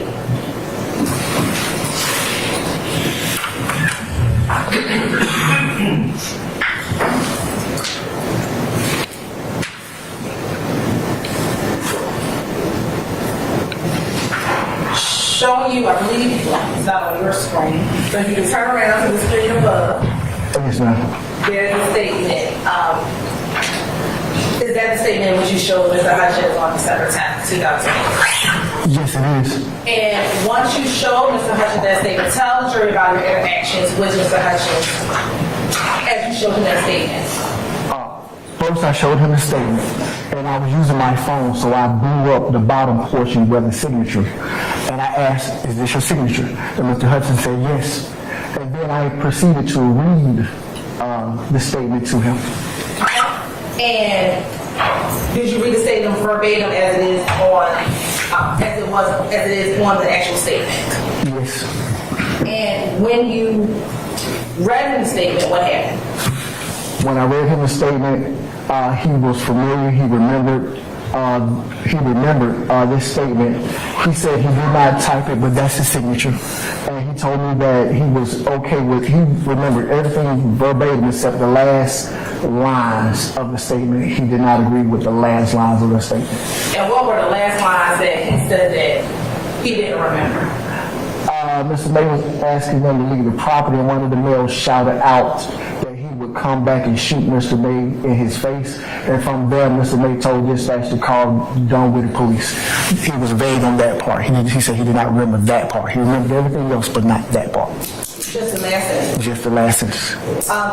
When you asked him about his signature, what was that interaction? Solely about his signature. Oh, he was clear that was his signature. Was there any explanation that was his old signature and not his new signature? No, he took one look at it and said that was his signature. Now, you said you read him the statement. Did he ever read the statement himself? I saw his eyes moving, but I wasn't, I'm not sure that he actually, read it verbatim. Was there a point where you handed him your device for him to look at the statement? I held it up to his face and slowly strolled down the statement.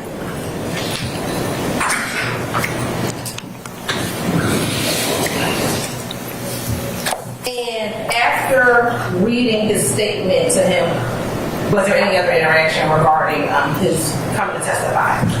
He was served a subpoena. And was that it? Yes. All right. And was this interaction recorded? No, it was not. Of course, no.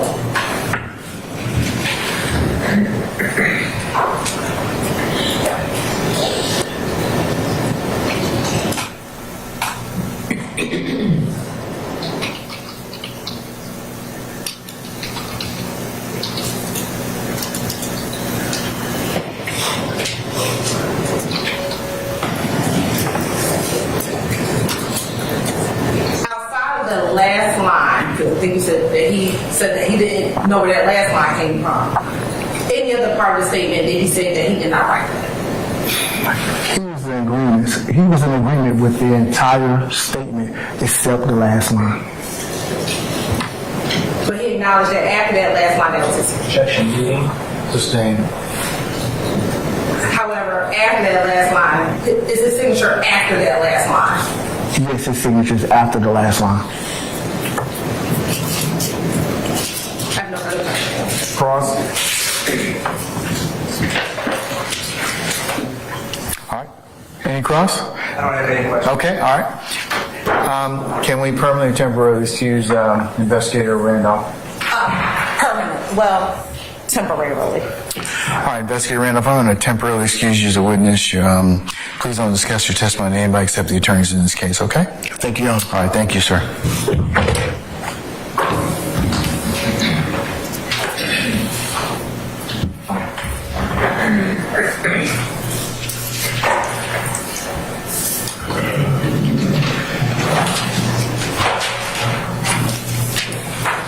All right, call your next witness.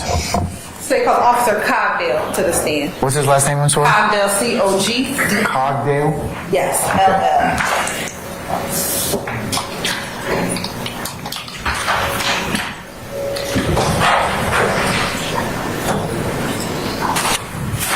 And Your Honor, we'll be starting a new at 9.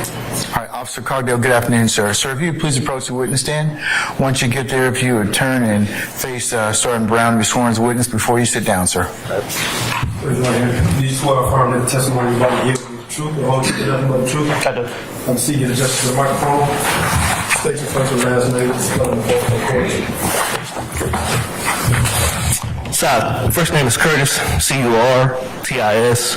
Last name Cogdell, C-O-G-D-E-L-L. And Officer Cogdale, where are you employed? Atlanta Police Department. And how long have you been with the Atlanta Police Department? A little over 15 years. And where are you currently assigned? Zone 3. And where's the Zone 3 area? South side of I-20, all the way down to South Central. What's South Central? Like 1 and 2, I hate this. Okay. And how long have you been assigned to Zone 3? About 5 years. And tell me a little bit about your work history within that. My career, I started out in Zone 4 as a patrol officer, which is the west side of Atlanta. From there, I went to the Zone 15, and then from there to Apex K9 unit, and then to Zone 3. And are you post certified? I am. And were you post certified since September 2019? I was. Direct your attention specifically to September 25th, 2019. What unit were you assigned with? What unit? Yes. Zone 3 patrol unit. And just tell the jury a little bit about your job and your responsibilities as a control officer. Patrol officer, you respond to 911 calls. You try to help reduce the crime by 5%, and traffic accidents, stuff like that. And as a patrol officer in Zone 3, are you assigned to a certain beat or a certain area within Zone 3? Assigned to a beat. Okay. And back in 2019, what beat were you assigned? 309. And where is beat 309? It is south of 166 all the way to Cleveland, right there by 75 if you're going east on Cleveland, or 85 if you're going west on Cleveland. And is there a certain main roadway that sits within beat 309? Say that again, I'm sorry. Is there a certain roadway, is there a major roadway that sits within beat 309? It is. There's two. You have Metropolitan, and then you have Cleveland. All right. Parts of Cleveland, rather. Got permission to approach? You may. And I'm going to show what I believe all defense counsel may have, which is a copy of our exhibits. I'm going to show you what's been marked as exhibits 28 and 29Q. Do you recognize exhibits 28 and 29Q? I do. And how do you recognize exhibits 28 and 29Q? 28 and 29Q? That's part of my area that I patrol.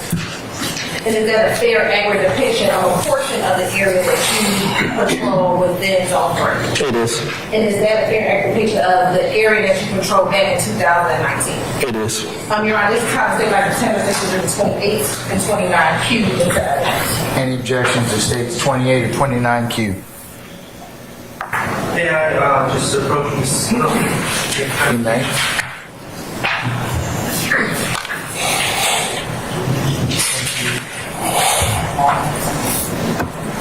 For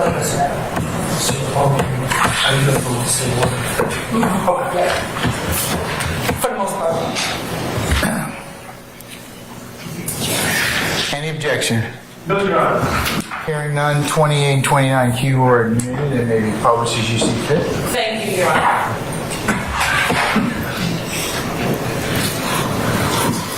And Your Honor, question of that screen is not on. I don't know. Anyone from tech just said Zoom, but it's sure. I apologize. The witness screen is not on. It just has Zoom. It doesn't have the images on the screen. So as I have to break it. There's a reason that one's been disabled, so you're gonna have to use the other one. Okay. Okay. Thank you, Your Honor. And he can get up and relocate himself if he'd like to. Okay. Okay, thank you for that. All right, if you can just orient the jury, and if you need to stand, you can, to what we are seeing in State's Exhibit 28Q. Say that again. If you can orient the jury about the map location in 28Q. Yeah, Metropolitan, and you have the Cleveland area. Okay, and on 28Q, where is Metropolitan? It is, it runs north and south of Cleveland, where it says 41.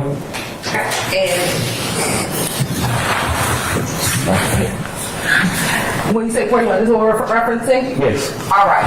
And you just referenced Cleveland Avenue. This is what we're discussing? Correct. Okay. Now, where would your beat, or where is beat 309? 309 would be... You can step down if you need to. Okay. 309 is Cleveland from 75 going westbound. So you would have Metropolitan. Going this way? Correct. All right. And it would stop right there at Springdale going north. Okay, so this block here. Yeah, up to 166. Up to 166. So this square is 309. Correct. All right. And back in 2019, that square was your general beat of 309. Okay.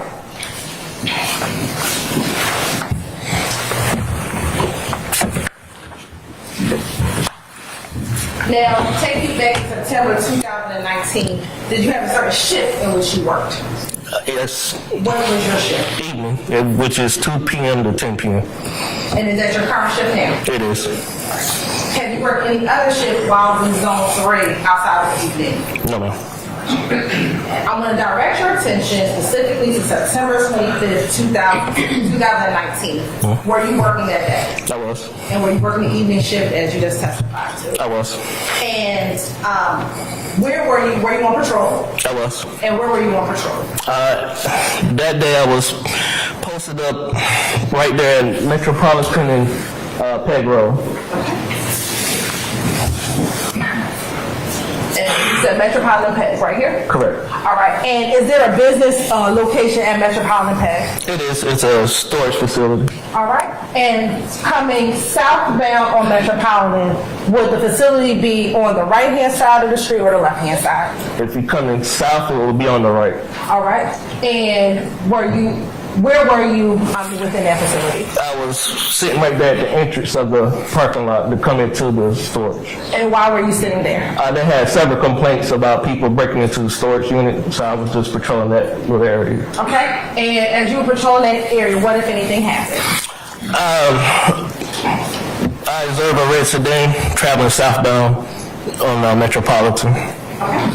And what, if anything, did you notice when you saw the red sedan traveling southbound on Metropolitan? I observed the driver dancing around in the driver's seat, and as he passed me, he wasn't wearing a seatbelt. Okay. And let me ask you this. When you were sitting at the Q Smart, were you facing, was the front of your car facing Metropolitan? It was facing in front of Metropolitan. Okay. And do you recall what kind of red vehicle it was? It was a red Nissan. All right. And you said you saw the driver dancing around this. Correct. Right. Did you see anyone else from your vantage point at that time inside the vehicle? There was nobody else in the vehicle. Okay. As you saw the individual dancing around your vehicle, what, if anything, happened next? Say it again. Once you saw the driver dancing around in the vehicle, what, if anything, happened next? So as soon as he passed me, I noticed that he wasn't wearing a seatbelt, so I immediately got out in traffic to get behind the vehicle. And what happened once you got behind him? Once we approached the intersection of Metropolitan and Cleveland, I activated my emergency lights to get the driver to pull over. And did the driver pull over? He turned on his left signal to turn into the Dollar General parking lot. And where's the Dollar General parking lot? It sits on the corner, east corner of Metropolitan and Cleveland. All right, looking back at our map, where is the general percent here where the Dollar General will be? It will be right up here. Right here? Yes. Okay. And what happened once the vehicle turned into the Dollar General? As soon as he entered the parking lot, he immediately continued to the other side of the parking lot and back out onto Cleveland. I'm going to show you what's been marked as Safety Exhibit 35Q, which should be picture 3. Do you recognize what's the Safety Exhibit 35Q? I do. How do you recognize what's the Safety Exhibit 35Q? That's the Dollar General right there at the corner of Metropolitan and Cleveland. Is that the same Dollar General that we just referenced on the map? It is. And is that a fair, accurate depiction of the Dollar General back in 2019? It is. Your Honor, this time say like tender Safety Exhibit 35Q is that? Any objection, stage 35Q? No objection. All right, stage 35Q is admitted and may be published as you see fit. Thank you. Okay. For the jury, this is the Dollar General that we've just been speaking of. Is that the Dollar General? It is. And if you could just orient the jury right now to what we're seeing, where's the intersection, and what we're seeing in Safety Exhibit 35Q. The intersection is right there where the red light is at, so that's the main street you're looking at, that's Metropolitan, then, and where the red light is at, that's Cleveland. And then he enters the parking lot right there where the gentleman is walking across at the entrance of Metropolitan to the Dollar General. And is it fair to say that gentleman wasn't there back in 2019? No. Okay. All right. So when he made the left to the parking lot, and if you have to stand up, you can tell the juror, show the juror what direction he walked. So when we entered the parking lot, he immediately continued around the building to the other side of the parking lot, which is another entrance that that leads onto Cleveland Avenue. Okay. And did you go behind him? I did. All right. And what happened once you get to the other side of the Dollar General? Once we get to the other side, he immediately made the left onto Cleveland. And then we were traveling eastbound on Cleveland towards 75. And let me ask you, back in 2019, driving southbound, was there any traffic driving southbound back on this date, in September 2019? It was matter of fact, the light is red, so it would just be a picture perfect. There was cars there, so he had to turn it to the General. Okay. And was there any traffic going northbound or Metropolitan? No. All right. So once he goes left onto Metropolitan, what if anything? I mean, excuse me, left onto Cleveland. What if anything happened? Once on Cleveland, the vehicle started picking up speed and continued towards 75. When the car began picking up speed, what did you do? I was radio that I had one refusing to stop. Let her copy my traffic, and I proceeded to follow the vehicle. Okay. And what if anything occurred as you see the car? I noticed the vehicle went around traffic into the center lane, and right there it says Cleveland and Forest Hill. He ran the light. What happened? You just point to? 29Q. All right, we'll show you 29Q. Okay, so you said that he was going around traffic. Correct. Show the general area where he was going around. You got Forest Hill right there in Cleveland. There's a traffic light right there. And then the light was red and he went around traffic and ran the traffic light. Okay. So right here at Forest Hill in Cleveland, there's a traffic light at Cleveland? Mm-hmm. Is that a yes? Yes. Okay. And you said, did the car run that light? Correct. All right. And what happened once the car ran the light? He crossing over 75, still on Cleveland. At this time, I'm approaching Forest Hills at the light. Once I get through the light, I noticed that he was in a vehicle accident. Okay. And at this one, do you know about how fast y'all were going? My speed was probably around 45, 40, couldn't say about how fast he was going, because he had a little bit distance ahead of him. Okay. And once the accident occurred, what happened? I noticed that he was already out of the vehicle, and then he was running on foot. And when he ran on foot, I'm probably going to give you an exercise today. Okay. Where did he go? There's a check cash on place and a cleaners right there at that corner, which there's a fence blocking to keep traffic from running into the buildings and stuff. So he scaled the fence, jumped over the fence, and then started running through the parking lot. Okay. And when you said the check cash in place and the dry cleaners, where approximately on this map is the check cash in place and the It's dry going to be cleaners? that first small square building. Right, in this little block up here? Yes. Okay. And then the cleaner's going to be the little L shape. All right. So the first small block is the check cash in place. The L shape is the cleaners. Correct. There's another gray box. What is that? That is the admission place. The admission place. Okay. What direction did he run? He's running kind of south in between the check cash in place and the cleaners. And then he runs behind the cleaners, in between the cleaners and the admission place. Okay. And I believe we keep saying a he. Did you recognize the driver to be a male? Yes. All right. Now, as he runs through the check cash in place and runs in between the dry cleaner and the admission, what did anything happen? He started running towards the parking lot, which is 230 Cleveland Avenue, which is that big gray square. He enters that parking lot still running. There's a gray sedan, possibly a 7, not for sure, that's parked there. A female is getting out of the car.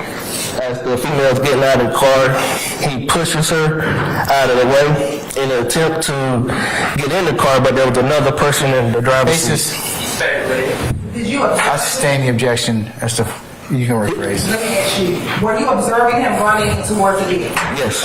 And did you observe him trying to go? What I sustain the objection. I'm sorry, what did you observe? I observed him pushing the female out of the way to get in the driver's seat. But That's direct, so I'll overrule the objection. You may Did you finish. observe him trying to get into the vehicle? I did. And did you observe him trying to get into the vehicle after he pushed the lady out of the car? Not out of the car, but out of the way. Out of the way? Yes. Was he able to get into the car? No. What happened? He continues to take off back running. This time he's running northbound in the parking lot, and then he crosses over Cleveland Avenue. And at this time, are you behind him? From a distance, yes. And are you chasing behind him? I am. What, if anything, happens once he crosses Cleveland Avenue? Once he crosses Cleveland Avenue, I heard something drop, which was later my flashlight. Kind of paused for a second, but he's running in between the Checkers and the other business. Okay. And time for your exercise again.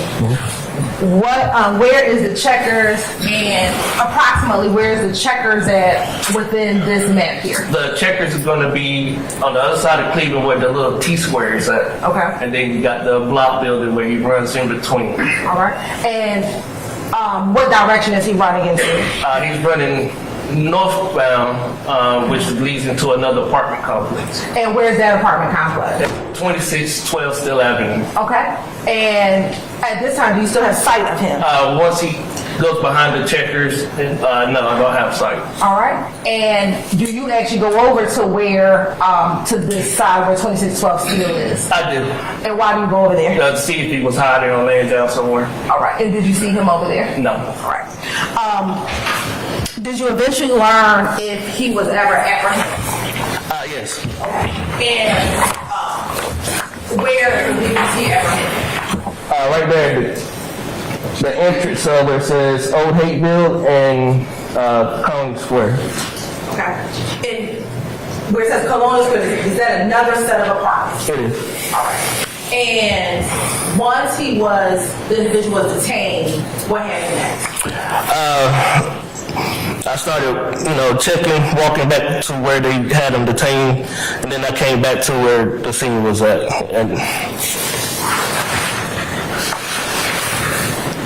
And let's go back and talk about the observation of the accident. Mm-hmm. What type of car did the red vehicle use? It was a white sedan. I believe it was a Honda. And did you see anyone inside the white vehicle? Yes. Okay. Do you know how many people were inside the white vehicle? From my knowledge, it's just one. Okay. And within the red vehicle, did you see anyone else get out of the red vehicle? No.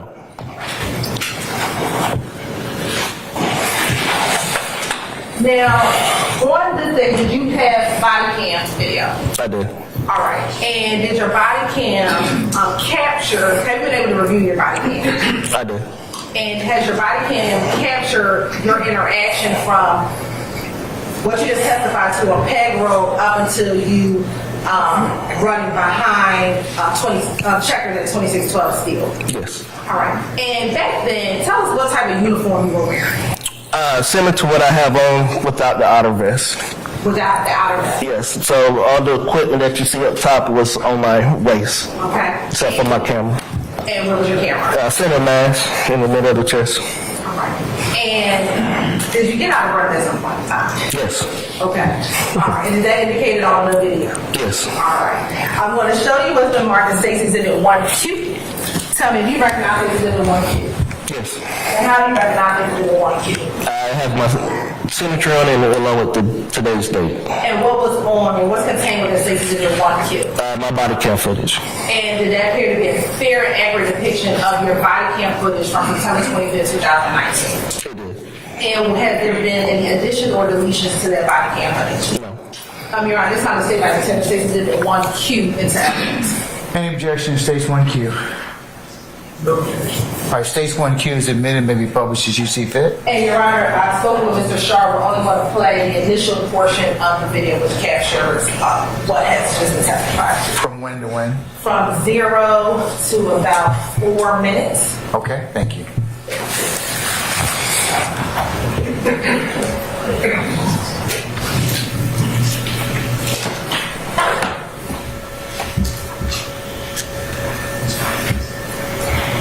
Your Honor. Sir. May I clarify for the record? I don't object to the portion that the state is indicating that they will publish. We've had prior conversations. Okay, thank you, sir.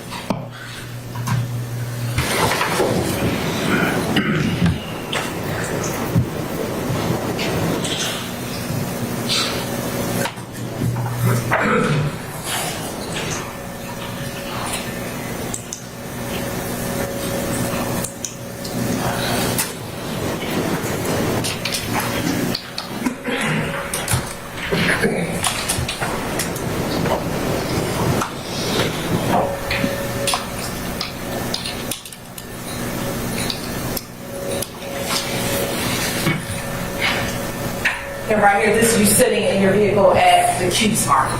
Yes, yes.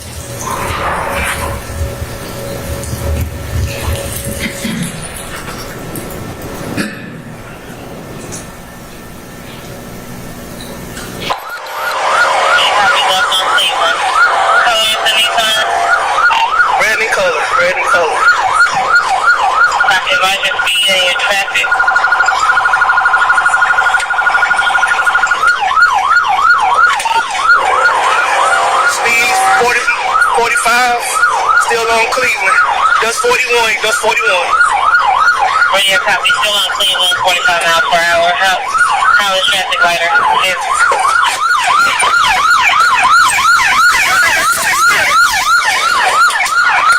What's your location?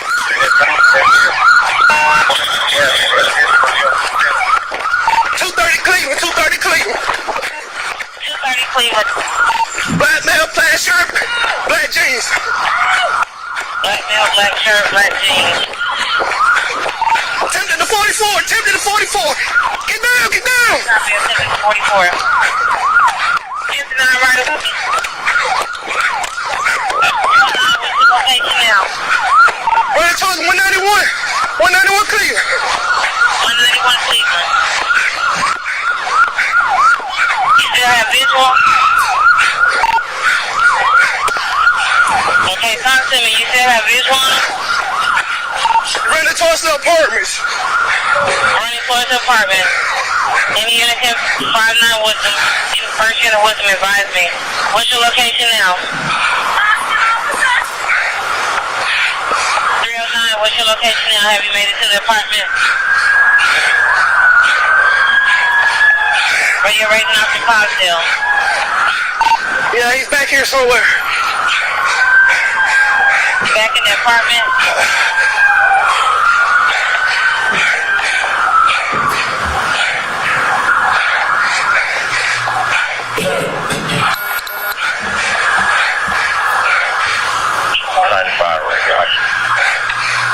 Received 3309, checking on you. 309, you still have visual of the subject? Negative. I lost her back here behind the checkers. Lost sight behind the checkers. You okay? Yeah. Where you copy? Rectangle. Trying to have a very reasonable perimeter we went. All units en route to 309 location advised you are set up a perimeter in the area on Steep Avenue. 310 receive. 5, 4, coming up in the area. 305, 4 and 2 on scene in the area. 2343 radio copy, getting the subject the same. James 103, said you got checkers on Cleveland. Affirmative, they're advising they're getting the subject the same. 3309, was it just one person or?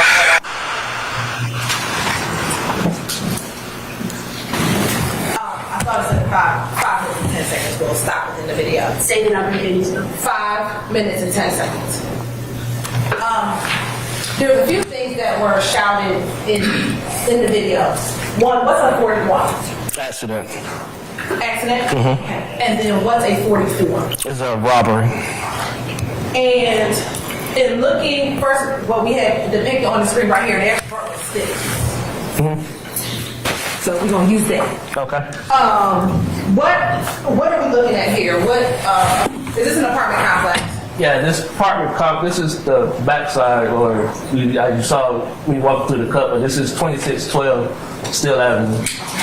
And on the other side of 2612 Steel, I'm just going to fast forward slightly to about 6 minutes, maybe about 7 minutes. And I want you to tell me what we're seeing a little bit past 2612 Steel. So stop, pausing right here. What area, what are we looking at? If you go straight If you go straight up to the steps, there's a fence right here, and then on the other side of the fence is another apartment complex. And is there a way to get from 2612 Steel to that other apartment complex if you were going to? Yeah, if you were to run behind this building right here, further up, there's a makeshift cut or path that leads into that other side. And was the male apprehended? And where was he apprehended? He was apprehended right at the entrance of that next complex in O'Hagan. And I'm going to fast forward again just slightly to about 7 minutes.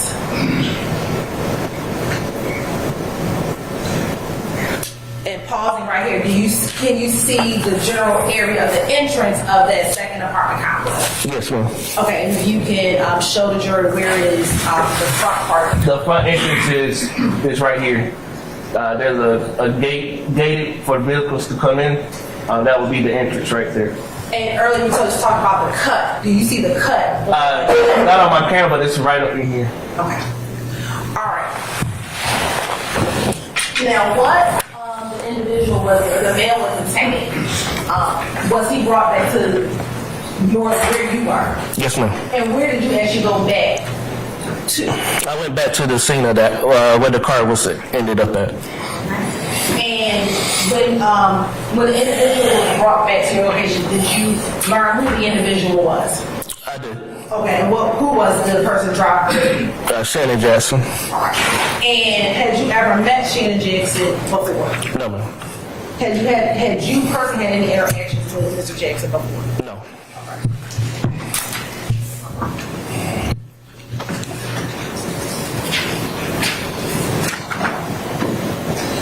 Once Mr. Jackson was brought back to where you were, what if anything occurred? He was saying that he couldn't breathe, stuff like that, so we already requested the ambulance to come out. And did the ambulance come? It did. And did you ever obtain a driver's license from Mr. Jackson? Not off from Mr. Jackson, but from another officer. And was it a valid license? No, ma'am. And did Mr. Jackson have any belongings on his person? He had money in his pockets. And how much money did he have? How much money did you get from him while on it? Seeing the officer had counted out $5,000. And do you know where that money was located on this person? I believe it was in his front pockets. Was there any additional money found on Mr. Jackson? Yes. Go ahead. It was roughly $500 And where did you find that money? in his front pockets. And did you find that money while on the scene on Cleveland Avenue or somewhere else? While we was at Grady Hospital.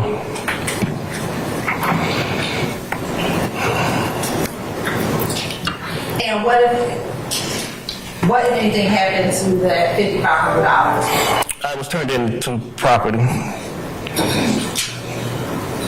While on scene, was there anything else done while on scene? We inventoried the vehicle, And we said inventory the vehicle. Which vehicle did you inventory? the red Nissan, Okay. And why did you have to inventory the vehicle? because he was in custody. And what was going to happen with the red vehicle?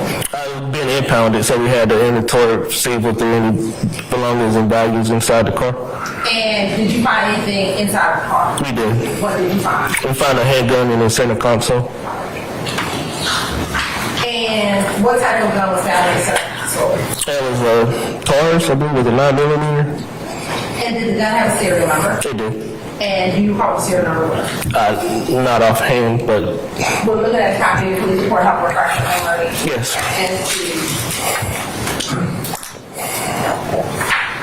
And the serial number.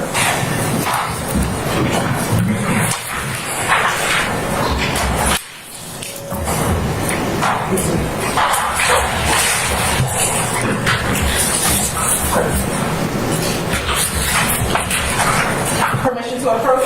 You may, madam. And I'm going to show a copy of this. I'm going to show you what's been marked as 36Q. Tell me if you recognize this as 36. I do. How do you recognize this as 36Q? This is my police report. And is that a fair and accurate depiction of your police report for this case? It is. And we're looking at a copy of your police report, help refresh your memory as to the serial number of the handgun that you found inside of that red Nissan. Yes. Have you looked at your report? I'm looking for it. Yes. Okay. And without reading from the page, what was the serial number for the firearm? 9FW03901. And did you run that serial number on the gun? I did. And what if anything happened when you ran the serial number on the gun? At the time of the incident, it was showing not on file, which means not stolen. And did you determine if Mr. Jackson should have been in possession of a handgun? We did. Okay, and should he have been in possession of a handgun? No, after doing a criminal history check, we found out he was a convicted felon. Now, I'm going to show you what's been previously marked and shown to defense counsel. States that it's 23Q, 24Q, and then 2Q through 21Q. Take a moment, flip through, tell me to recognize those pictures, those items.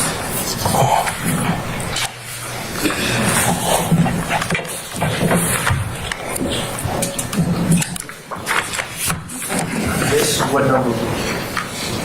23, 24Q.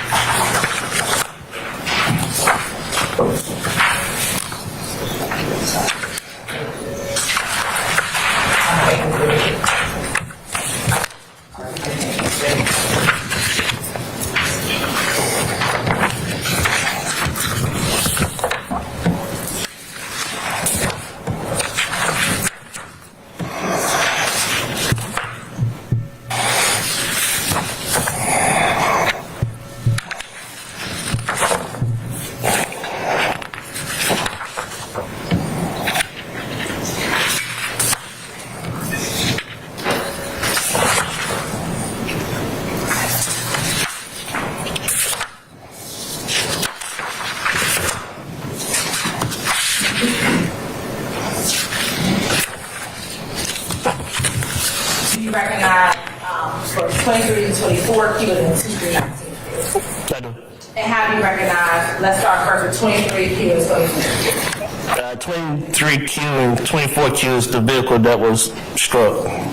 And then looking at 2Q19Q, how do you recognize 2Q19Q? This is the vehicle that he was driving.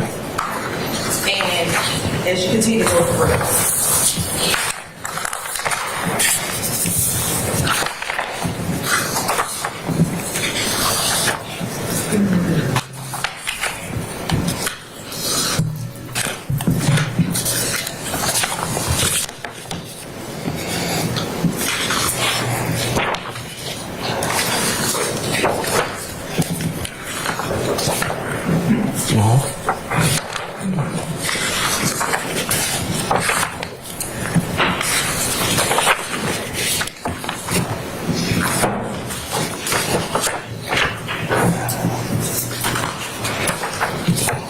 Okay. And so this, looking at State's Exhibit 19, 20, and 21Q, what's in 19, 20, and 21? That was the firearm that was found in the center console. And looking at all those pictures I was thinking before, 2 through 21Q and 23 and 24Q, does that appear to be a fair and accurate depiction of the scene on September 25th, 2013? Yes. And does it also appear to be a fair and accurate depiction of the weapon found in the car on September 25th, 2019? Yes, ma'am. Your Honor, this time I say by September 6th exhibit, really 2 through 24Q. Any objection, Mr. Sharp? No, Your Honor.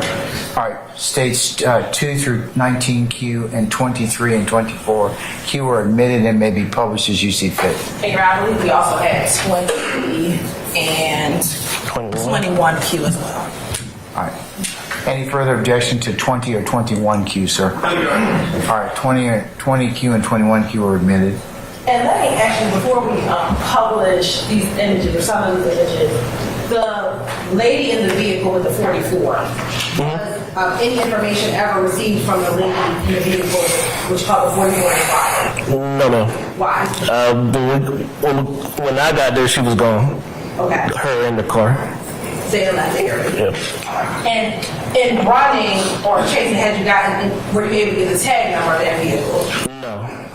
So were you able to identify who's the individual? No, ma'am. At this time, we're going to first publish 23 and 24.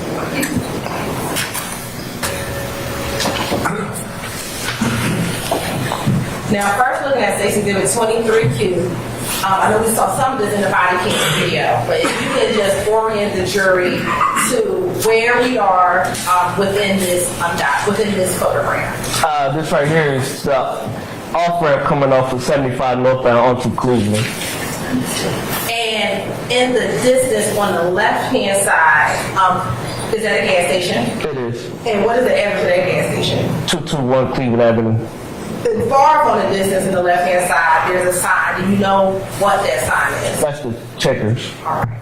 And on the right-hand side, are you able in this image to see the red Nissan that you observed Mr. Jackson driving? Yes. Okay. And using the stick, I'm sure we can all see, so using the stick, you can point where's the red. The red car is right here. All right, and I might just have you stand because I might have you show some more. Looking at State's Exhibit 24Q. If you're looking at State's Exhibit 24Q and you look to the left of the screen, what direction is that on Cleveland Avenue? If you looking left to the screen, that's going westbound back over on Cleveland, heading towards Metropolitan. Okay. And do you see that other traffic light going to the left? Yeah, right. To the left? Yes. Right here? Yes. Yeah. Is that the traffic light at Forest Hill and Cleveland Avenue? It is. All right. Now showing State's Exhibit 2Q.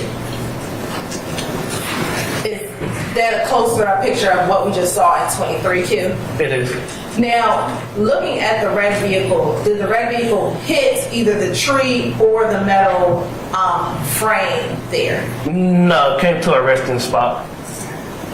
So once it over this sidewalk part, that's where it rested. Okay. All right. And from here, do you see either the dry cleaning or the dry cleaners? The dry cleaners right here. All right. Now looking at 3Q. If you can orient, what's the blue building and then that kind of brownish building that has 5? This is the dry cleaner still, and then right here is be the admission place. And when Mr. Jackson was running, where was he running in between? Between the dry cleaners and the admission. Now looking at Stacy Exhibit 4Q. Is that just another image of the vehicle in front of the vehicle? Correct. All right. 5 and 6. Now look at Stacy Exhibit 6Q. Is that the check cashing place that you've been referencing in your testimony? It is. All right. Now, also in your testimony, you said that Mr. Jackson hopped over the fence. What is the fence in which he hopped over? This fence right here.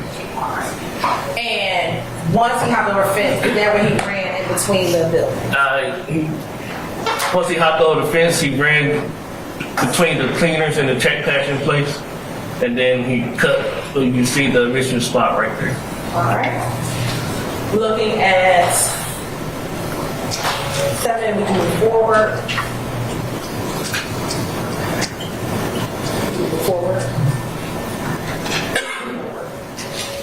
Is this all in the picture of the inside of the vehicle? It is.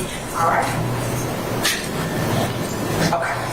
Looking at Exhibit 13Q, what is Exhibit 13Q? This is the center console. This is the inner lid of the center console. All right. And then that's the bottom of the center console where the gun was located.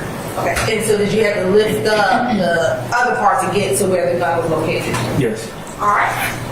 And is that an image of the gun that was recovered out of the vehicle? It is. That's just a close-up of it. Speaking of that, was the gun loaded? It was. There was one in the chamber, that's the reason why that was sitting right there. All right. And did you recall how many was in the magazine? If you count the one in the chamber, it'll be a total of 8. It was a total of 8. All right. And is this just a close-up of the type of weapon that it was? Is it just a close-up of the type of weapon? Yes. Okay. The name brand, the serial number, and the caliber. Okay. And is that the gun is inside of the box? Correct. All right. And is that a close-up of the bullet? Yes. And a close-up of the weapon? Yes. All right. You can take it forward.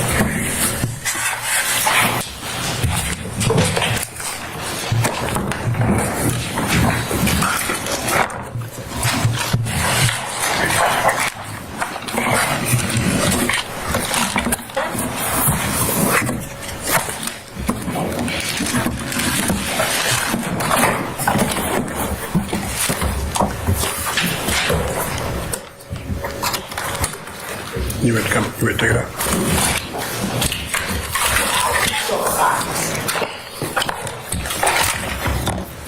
All right. Deputy Ingram is approaching with what has been marked with Stacy Exhibit 22Q. I want you to take a moment and look at Stacy Exhibit 22Q and tell me if you recognize what's in Stacy Exhibit 22Q. This is the weapon that was recovered. Is that the same picture that we're looking at on 21Q? It is. All right. And does that have the same serial number in which, for the gun that we see in the picture of 22Q?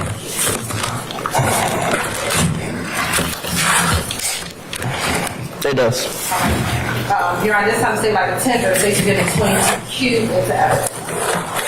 Any objections, states 22Q, Mr. Sharp? No, Your Honor. All right, states 22Q is admitted and may be published as you see fit. And now permission to publish that. Thank you.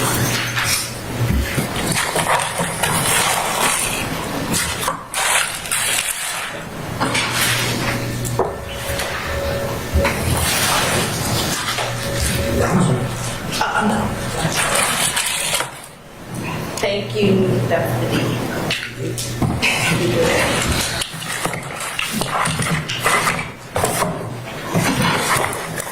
Now,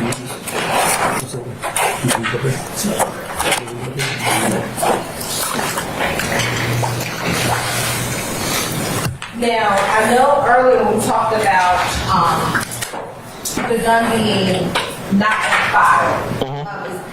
You said that means that it wasn't stolen. If a gun had been stolen but not reported, would that still come up as not on file? If a gun's been stolen but not reported, no. It has to be reported stolen for it to be, for you to get the hit on file. Basis, what's the, I'm overrule the objection. I'm just asking what does not on file mean? Not on file means not. Right, at this point, I'll overrule the objection, sir. Just because not on file means that it has not been reported. Correct. Did you take out warrants from Mr. Chase? I did. What were the warrants or charges that you took out on Mr. Chase? It would have been fleeing and eluding, reckless driving, no license, not wearing a seatbelt, obstruction of officer, and then possession of a weapon by a convicted felon. And after being on the scene, did you eventually go down to Brady Hospital? I did. All right. And after going down to Brady Hospital, did that conclude your involvement in this case? It does. All right. Question vote. I have no further questions. Mr. Sharp, why don't we take our break, as I indicated to the jury. You can begin your examination when we come back, okay? All right. All right, ladies and gentlemen, consistent with the court's other directions, we're going to go ahead and recess. We should be back. If you all could plan on being back for 3:30, and then once we have accounted for all of you, we'll bring you back out, and we'll see where the rest of the day leads us. Okay, remember my admonitions that I've given you already, okay? All right, with that, we'll be in recess until about 3:30. All right, for adjourned.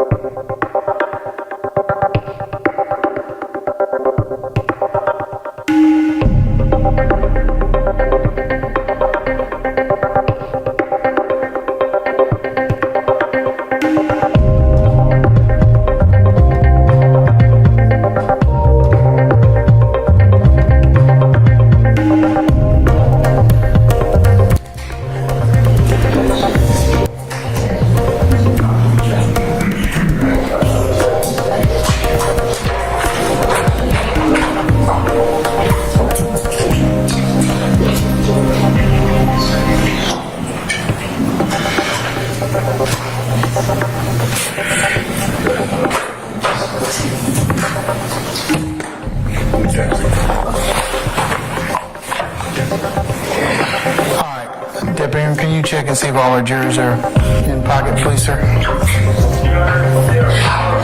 is a legal issue.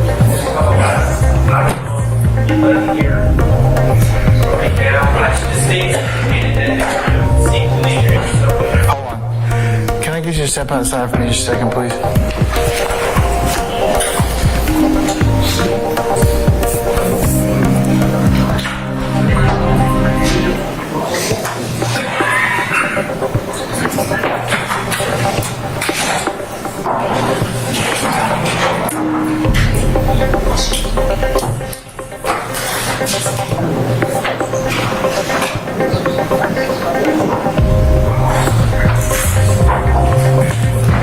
Okay, Officer Cogdale's not here. Our jury is also absent. Mr. Sharp, what do I need to take up?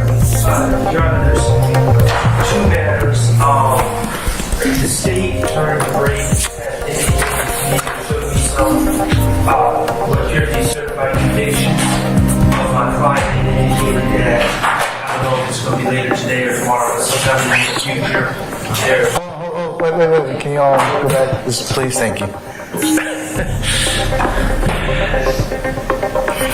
Okay, so you said these certified convictions? Right, that they're going to seek to introduce into evidence. And okay, and they have shown those to you? They have, and there's four. Two of them, I believe, relate to overt acts or alleged overt acts in this indictment.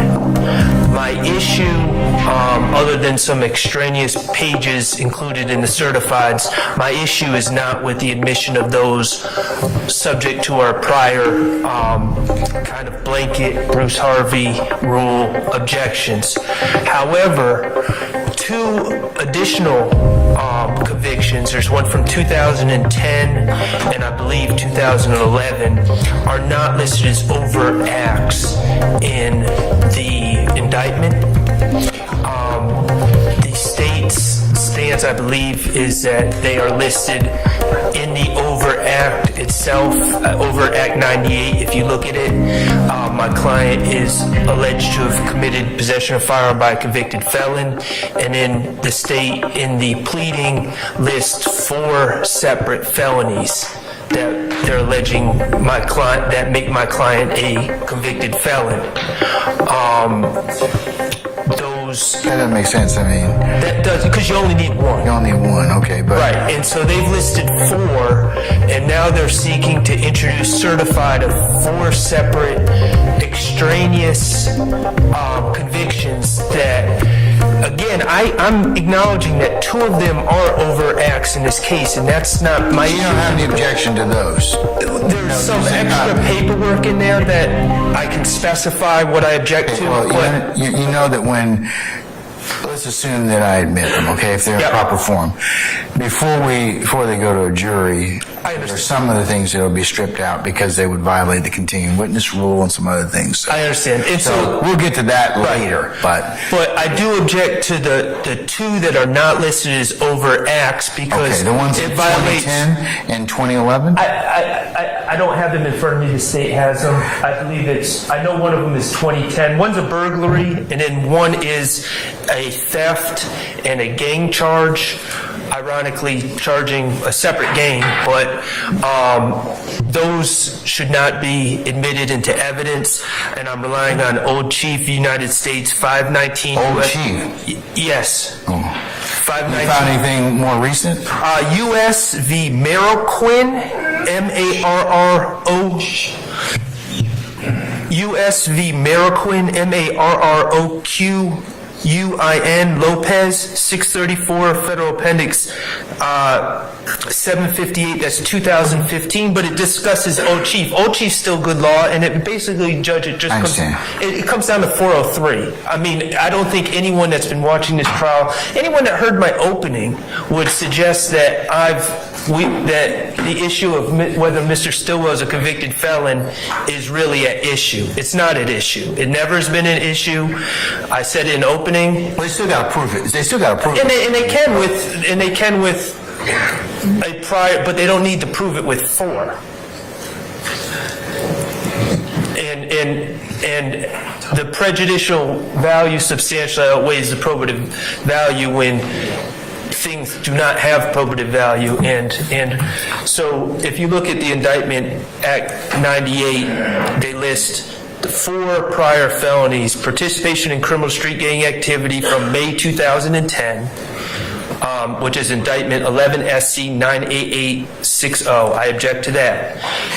They list a burglary from June 2nd of 2011, Indictment 13 SC 121320. I object to that.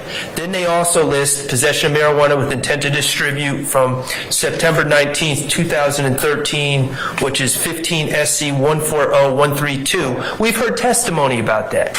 And my client pled guilty to that, and we understand that that is listed as an overt act. So we're not going to specifically complain about the admission of that one. And the other one is possession of marijuana with intent to distribute, possession of firearm by a convicted felon from March 10th, 2016, which is 15 SC 140132, and I don't object to that. The other one I don't object to, I'm sorry, I read it wrong, Your Honor, it's 13 SC 121320. The ones I object to are 11 SC 98860 and 10 SC 87662. Okay, well, they pled them specifically in the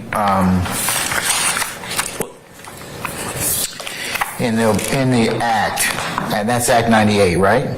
Correct. Okay, so, I mean, if they're in proper form, wouldn't they go to an element? I mean, they go to an element of proof.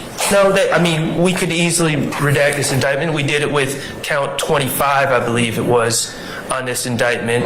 That was for another ground, though. Well, it is, but I mean, it can be done. And the bottom line is, all of this still needs to pass Rule 403. Just because the state puts it on a piece of paper doesn't mean 403 doesn't apply. I understand. Okay. Well, if I understand your objection, are you saying that the court needs to apply the 403 balancing test? I mean, yeah, as discussed in the Old Chief case and the other case that I cited, and many other cases, Your Honor. And also, I'll just point out the prejudicial value. The prejudicial value of these priors that are not listed as overt acts, specifically 10 SC 87662, is particularly great based on the charge being participation in criminal street gang. All right. What's the state's position on that? Your Honor, the state's position. Can I see the convictions to begin with? Yes. You have them? You have them? Yes. Okay. And just for clarity,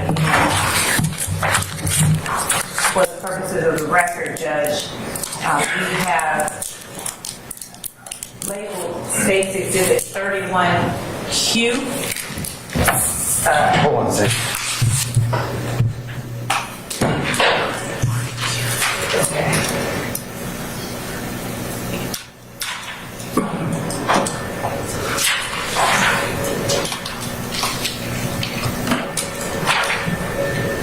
You said 31Q, and which one's this one now? This is the certified for 10SC A7662, Your Honor, which is a part of the allegation in not only count 98, but count 55 as well, as we discussed with Mr. Sharp prior to speaking with the court. Okay. What's the next one? The next one is 32Q, which is the certified conviction for 11SC 98860, which too is listed in both Acts 55 and Acts 98.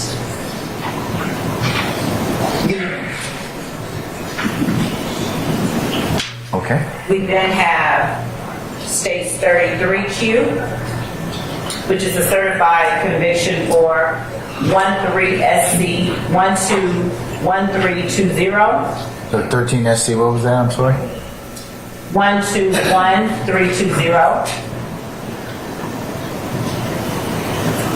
121130? No, Your Honor. I'm sorry. 13 SC 121320. All right, thank you. You're welcome. And what does that go to? Counts what?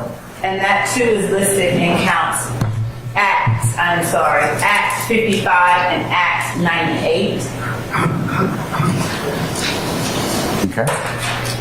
And we also intend to introduce states 30Q, which is the certified conviction for 19 SC 173371, which is the act itself that is alleged in Act 98.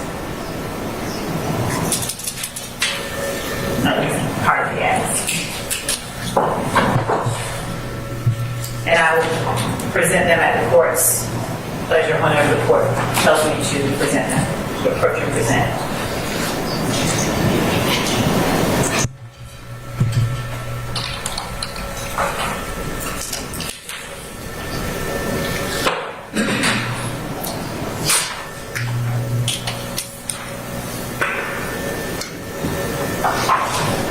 Okay, have you seen them, Mr. Sharp? I have. Can you Yes. approach, let me look. Hand it to Mr. Kearns, please, so I can look at it. And Your Honor, in reviewing them with Mr. Sharp, there are some sticky notes on there just to mark certain areas he wanted us to be mindful of All right. that had no bearing on the argument.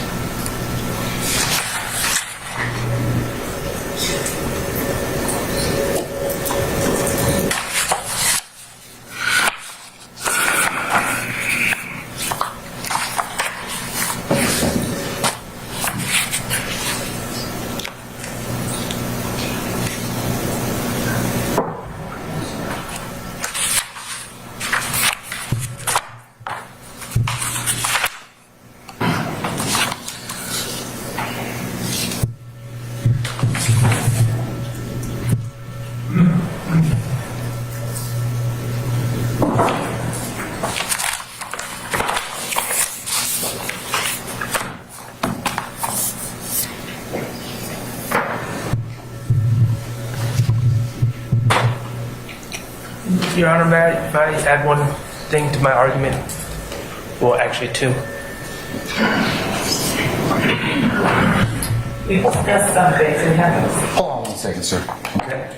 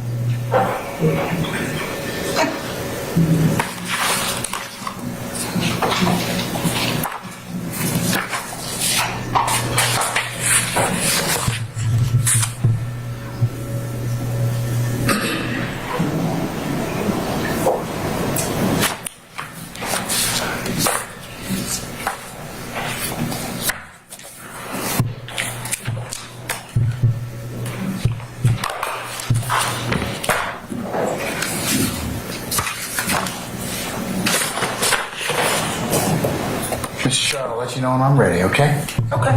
Thank you, Judge.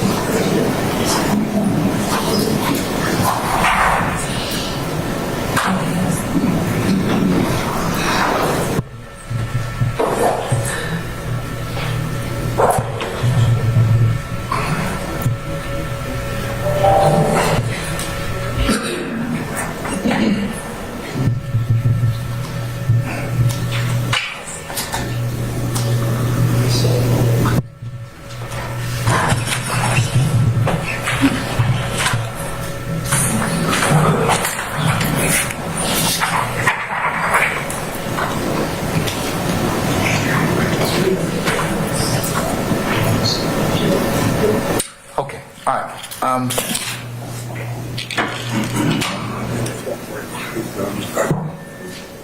What are you doing the entire period of time I was here? Hey, come on, man, really? Tell me just one second, okay?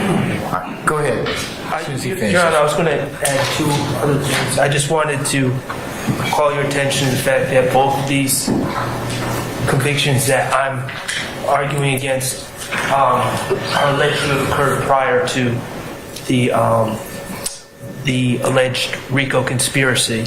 But also, most importantly, Your Honor, we shouldn't have to because we've basically done it in the opening, but we're willing to stipulate to my client's convicted felon status if that clears anything up. I mean, I don't think, again, from watching this case, I don't think that's an issue at all. And they have at least two prior felonies that seem to make that pretty clear. And we're not arguing that it's not clear, but we'll stipulate to it, in fact. But we just don't think it's appropriate just because the state throws things into the indictment to bring in bad character evidence against my client.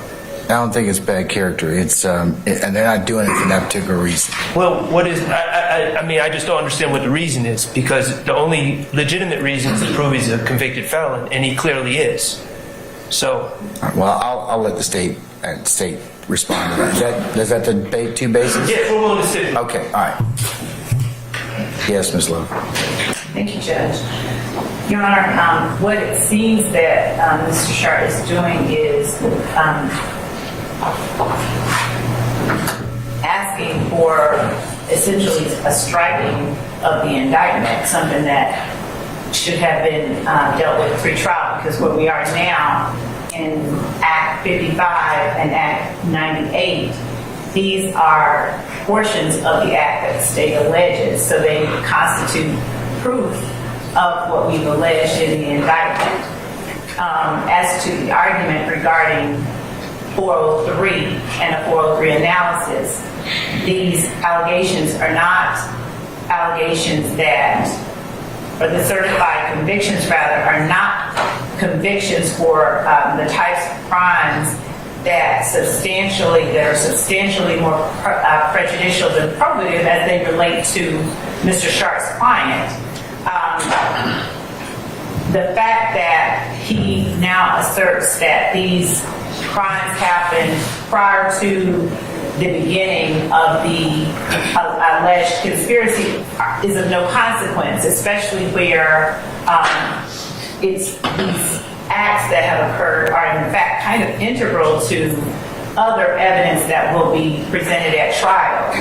Mr. Stillwell, in that 10 SC 87662, committed those acts as part of the criminal street gang that we do reference in this indictment. We talk about 30 deep. We talk about not just YSL. Mr. Stillwell, in one of the songs or lyrics that may be talked about, there's a reference to the Blue Jean Bandits. There's a reference to 30 deep.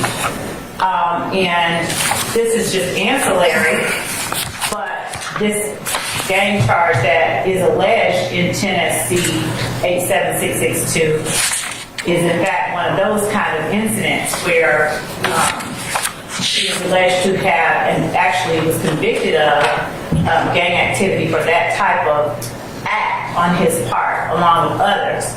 But that aside, Your Honor, the bare fact is that the state has alleged in Act 55 and Act 98 that Mr. Stillwell had been convicted of these offenses, and the state has the right to prove up its indictment in the way that the state sees fit. This is not one of those circumstances where the convictions in any way prejudice Mr. Stillwell, and certainly they don't substantially prejudice him in a way that makes the admission of these convictions more prejudicial, substantially more prejudicial than probative.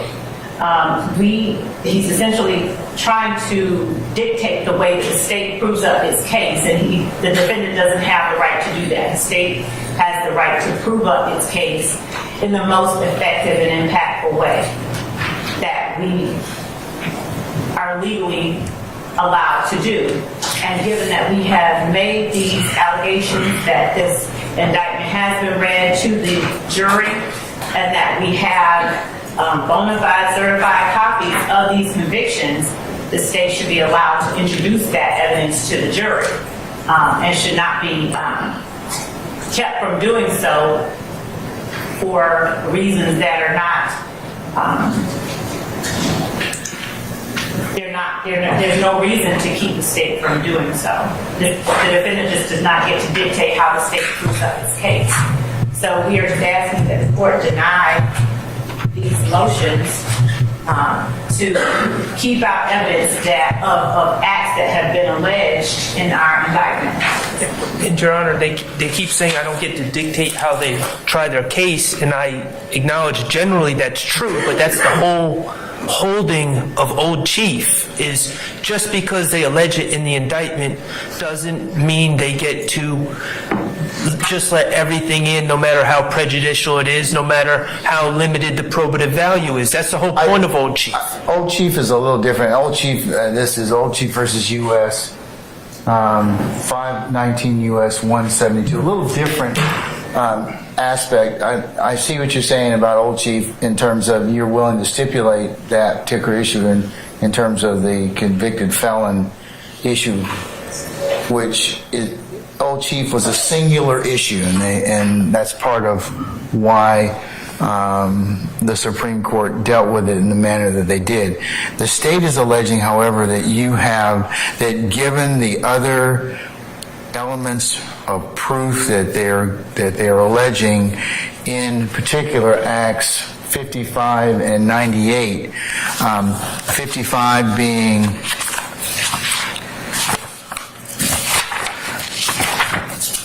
the defendant from the incident involving 7/15 of 2015. Defendant Shannon Silva, associated with YSL, did commit the felony offense of possession of a firearm by a convicted felon in violation of Georgia law pursuant to OCGA 1611-131 by possessing a firearm, to wit, a handgun, after being convicted of a felony in indictment 10 SC 87662 in the Superior Court of Fulton County for the offense of participation in criminal street gang activity and burglary on the 26th day of May 2010 in indictment 11 SC 98860 in the Superior Court of Fulton County for the offense of burglary on the 2nd day of June 2011 in indictment 13 SC 121320 in the Superior Court of Fulton County, Georgia for the offense of possession of marijuana with the intent to distribute on the 19th day of September 2013, an overt act in furtherance of conspiracy. So,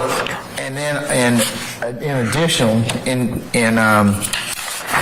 Act 98, they allege similarly participation in criminal street gang activity and these acts in furtherance of overt acts and furtherance of conspiracy. I know it may, in looking at it from a 403 perspective, Mr. Sharp, and of course, in looking at Old Chief and looking at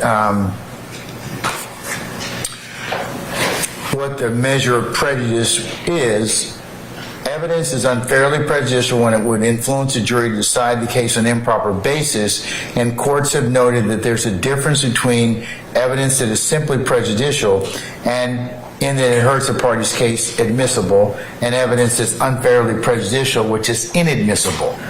So the 11th Circuit, in looking at this particular issue, in the United States versus Patrick, that's 513 F APPX 882, 11th Circuit, 2013.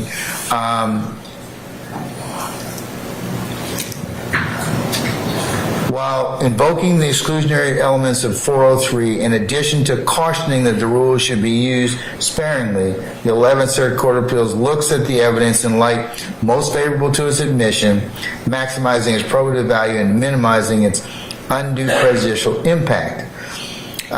Consistent with this authority, courts have noted that the key term in 403 is not prejudicial, but unduly. So, in this particular circumstance, I don't believe that these particular convictions. Now, there are some things in there that will need to be discussed and paired out before actually being handed to a jury.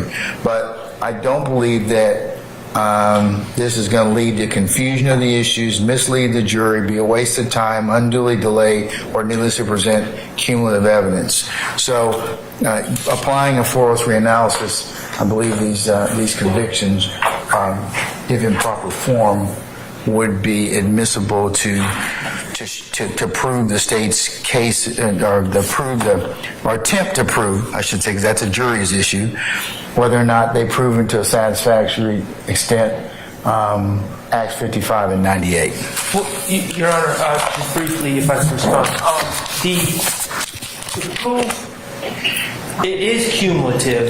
We're going to disagree about that. Okay. Well, if it's just to prove his convicted felon status. No, they're going to prove whether or not, as listed in the indictment, whether or not they're acts in furtherance of the conspiracy. So a jury's free to believe. It's just because they introduce them doesn't believe that they have to view them as proof positive. They haven't, but there's different evidentiary means for them to get. But they get to choose that. But they haven't filed the pretrial motions to, like 404B. They would have to file a 404B. They're not required to do 404B. It's not mimic evidence. Okay. On a burglary from 2011. It's going to what's to be what they allege in the indictment. So they have to be able to show that, So prove it's it. going strictly to his status as a convicted felon, because that's the only thing that they've alleged. Well, it's part of the elements in terms of, because one, you got to show whether or not he's a convicted felon or not. So yes, that goes to one aspect of it, but it's not, as an old chief, it's not the sole aspect of it. They've got multiple reasons as to why they're seeking that particular evidence. So, in Your Honor, all I'm saying if it was just that, then I would more agree with your particular assessment that the 403 balancing test would tip. In this particular circumstance, it goes to more than that. But they haven't provided the pretrial notice to use it via other evidentiary means or vehicles. So in other words, they can say, oh, well, it proves Mr. Shannon Stillwell has a propensity to do this, or whatever their argument is. They wouldn't be able to argue that. That would be error for them to argue that. Well, let's just say that it proves his gang membership. That's an example. They would have to file. As in the indictment. And they would have to file a 418 notice. We talked about this before. And those aren't listed on it. That's what I'm saying. This isn't other acts evidence. Well, then what is it? It's just proof of conviction. It's overt acts in furtherance of the conspiracy. They're not listed as overt acts on the indictment. That's what that's how the indictment's read. I read the indictment. I'm not disputing that they can get into overt act 98. All I'm saying 55. I'm not disputing that at all. All I'm saying is they can't bring in certified convictions after certified conviction after certified conviction as an element of that act. It's only one element of whether or not he's a convicted felon. They only need one conviction. But that just goes to show. But it's more than that. They're going to show one. I mean, and look. You've asked. You're having discourse with the court. Yep. So I'm just saying that it also goes to show whether or not they committed, or your client, whether or not they can prove your client committed any of these acts in furtherance of the conspiracy. Now, they may be able to show he's a convicted felon, but if the jury doesn't believe the other stuff, then that's only one thing. Now, whether or not he can be convicted of something else is another thing, but it's part of their proof in this case. I think it goes to multiple reasons, but State, you have anything else you want to add? Yes, Your Honor, a couple of things. One, the state does not have to allege every overt act. And two, these are also intrinsic acts, and they don't have to be provided as with pretrial notice of intrinsic acts. These are all part and parcel of an alleged conspiracy that we have charged the defendants with in count one. So this argument about 404B fails. The argument about pretrial notice fails, and this is. I still have to apply 403 though. Oh, I do. I didn't argue about 403. All right. Okay. I didn't. Okay. I just don't see how these are at all intrinsic to when they occurred before any RICO conspiracy is alleged to have begun. And Your Honor, I appreciate you hearing me out. No problem. And there's one other issue that we could take up, but while the jury's out, we might as well now. There's a photo that the state has indicated that they wish to admit, likely through a witness this afternoon. It's 26Q. It's been previously marked as 26Q. Your Honor, I would just describe it. It's a still off of a body cam. Can I see it? Let me just see it. And, Your Honor, to add context, in this incident that we're litigating this afternoon, my client is alleged to have been involved in a car wreck. Okay, what is 26Q? That is the driver. Apparently, after the wreck, the police dragged the body, he's alive, obviously, but they dragged the body of the man from his car and placed him on the grass, and they didn't know if he had any spinal injuries, which he didn't have, and they told him to lay there on the grass and remain still. And so I think that's a depiction of the man laying on the grass, remaining still. I don't know why we need a picture of the man who was driving the other car, laying in the grass, remaining still, following orders. I think it gives on the phone or something like that? Or I think he's talking to, in the body cam, I believe he was talking to a friend. But I think it gives the impression that this man was seriously injured and potentially can't move, which wasn't the case. And I just don't see the status, the state of this man that was unfortunately in this car accident. That has absolutely nothing to do with what we're litigating today.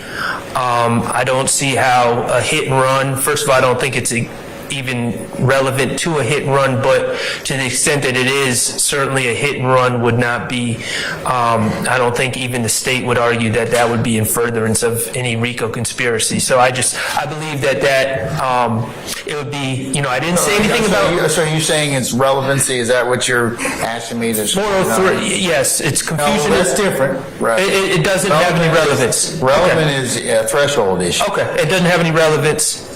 Okay, all right. State, anything as to 26Q or Quebec? Yes, Your Honor. For 26 Quebec, the state feels that it is relevant. The previously admitted 23 Quebec and 24 Quebec would show this white Ford Fusion. Mr. Montgomery was the operator of that Ford Fusion. The state, that picture is just him laying on the ground, Your Honor, as you can see up there on his back. The state's not trying to get into whether he had some kind of back injury or spinal injury. It's specifically to corroborate what already Officer Cogdell has testified to and what Officer Raymond, who the state tends to introduce that through, that there was two cars and there's a diagram of this intersection that the state tends to introduce, which is 27 Quebec. And so the state just wanted to have the jury to be able to visualize the driver of the other vehicle. All right. Mr. Short, unless you have anything else, I'll preliminarily say that I'm going to admit 26Q or Quebec, okay? Thank you, Your Honor. All right. As for states, 30 Quebec, 33 Quebec, 31 Quebec, and 32 Quebec, given the pronouncements of the court, I'm going to admit those. However,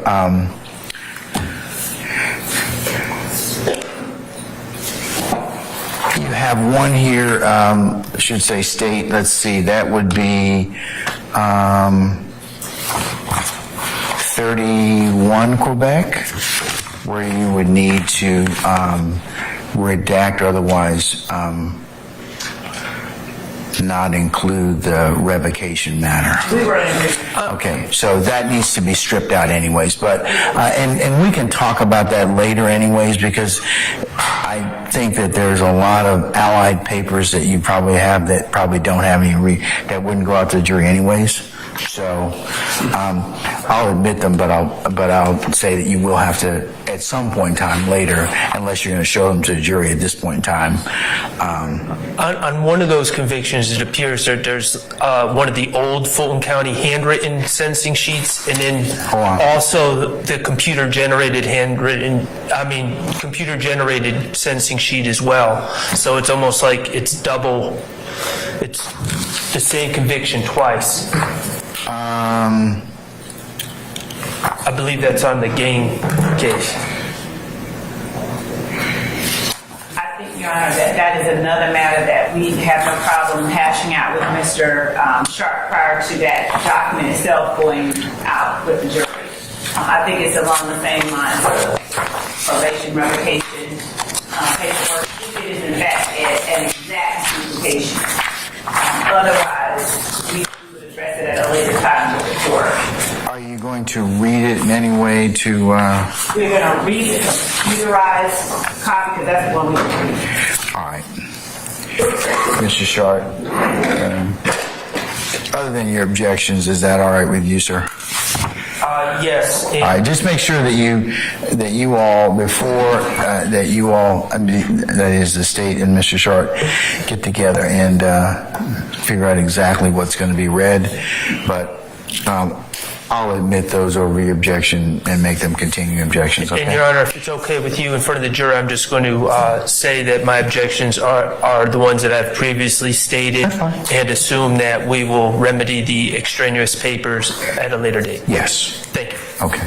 Your Honor, just permission to come approach and... Oh, yeah, you can, yeah, Mr. Kearns, go ahead and give those back, please. Okay. Thanks. All right. All right, before we go ahead and recall our witness, how much longer do you think we'll need, Mr. Sharp? With this witness, I would say 10 to 15 minutes. Okay.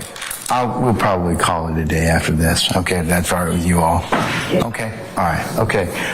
Anything else? Can we summon our jurors? All right. Oh, bathroom break. That's right. Okay, folks, I'm sorry. I apologize. Let's just take, we'll be in recess 5 minutes. You all need, and do what you need to do, and we'll come back and we'll go ahead and finish up. We're in recess. Don't go anywhere. Don't go anywhere.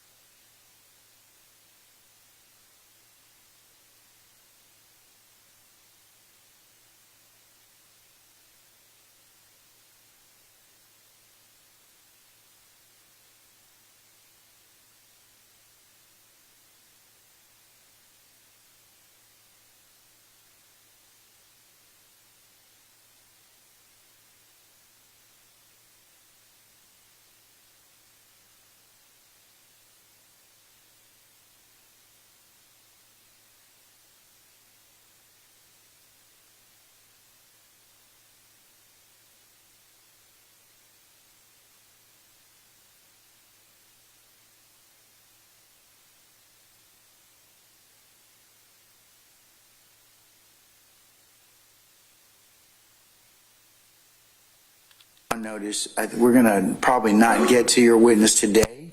I'll ask the state when they believe that they will get your witness so you can schedule accordingly. But we're going to finish after this cross-examination for the day.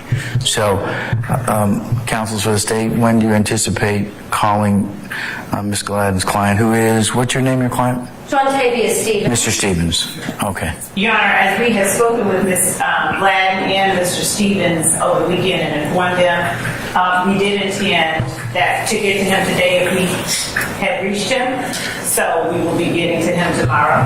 Okay, all right. So, Madam, tomorrow, if you could be present for you and your client for 9:30?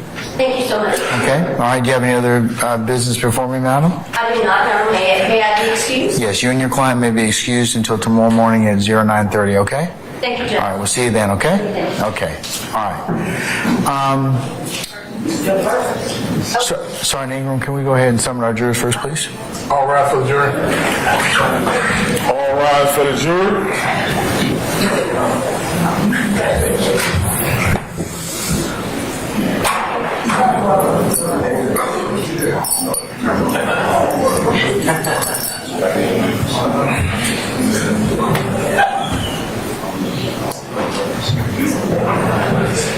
He's like, I haven't had two minutes of this stuff, and it's going to be great. I was like, accurate kid, it's so good. You said,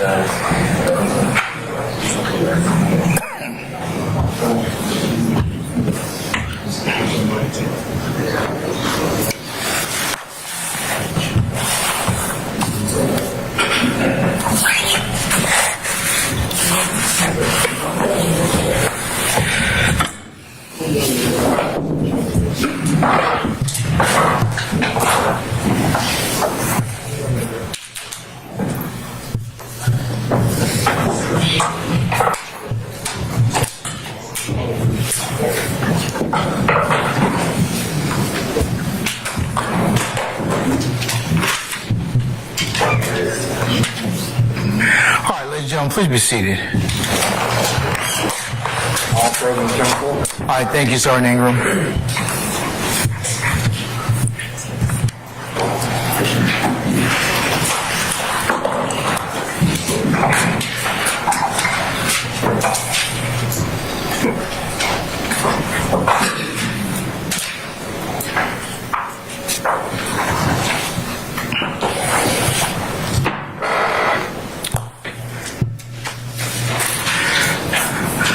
Okay, Mr. Short, cross.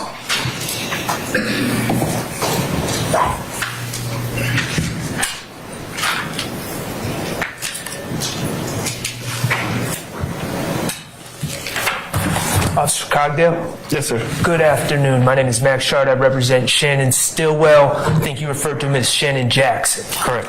Okay.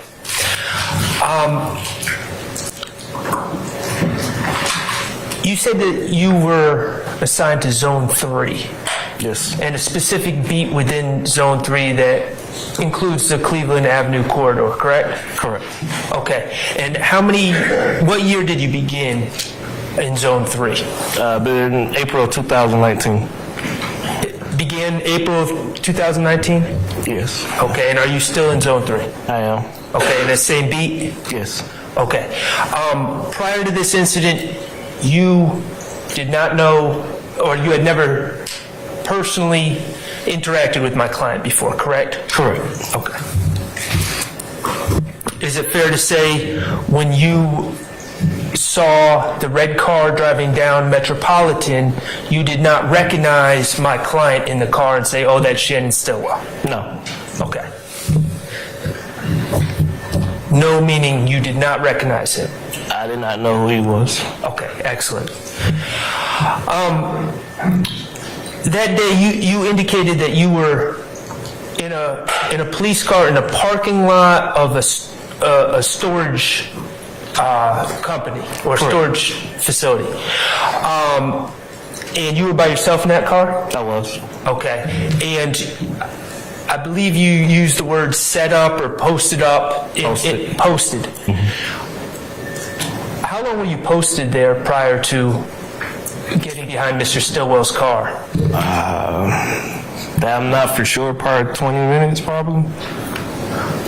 In that same parking lot, looking over or looking at Metropolitan? Correct.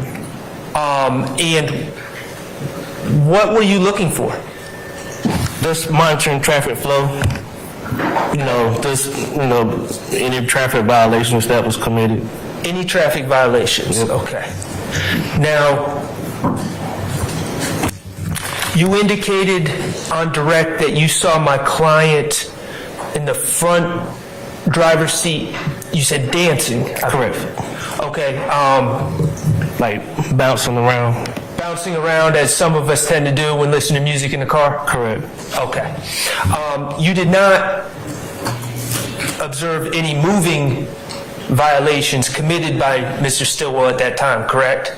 No, just the seatbelt violation. Just a seatbelt violation, meaning despite enjoying the music in the car, he wasn't weaving in between lanes or driving recklessly at that time? No. Okay. It was solely a seatbelt violation? Correct. Was that the only seatbelt violation you observed that day? I'm not for sure because I got to work a little bit late that day. Who knows? Do you always pull people over for seatbelt violations? Not always seatbelt violations, no. Okay. Nonetheless, you decided to get behind Mr. Stillwell's car, correct? Correct. And you, in fact, blue lighted his car, correct? Correct. All right. And eventually, you pursued Mr. Stillwell's car, correct? Correct. Whose decision is it to whether or not to pursue an automobile that is not stopping? It depends. It's the supervisors monitoring. They can monitor the radio traffic. They cancel us if it's not like a forcible felony vehicle, or I could cancel myself. Okay, so you said they'll cancel you if it's not a forcible felony, correct? Correct. Okay, and you would agree that seatbelt violation is not a forcible felony? Correct. APD standing operating procedure is not to conduct a pursuit on a seatbelt violation, isn't that correct? That's correct. And I was getting ready to cancel myself, but by that time, he had already got into the accident. Now, we talked about you were using some codes on your body cam that was shown to the jury, and you said I believe a code attempted 44. Correct. Okay, and that involved a young lady that we don't know who she is that was on the scene. Correct. Correct. All right, and just to be clear, all the interaction between Mr. Stillwell and this person was captured on body cam. Just that, yep. So when you're saying you observed my client push a woman, that was what we saw on body cam. There wasn't something else. That was it. Okay.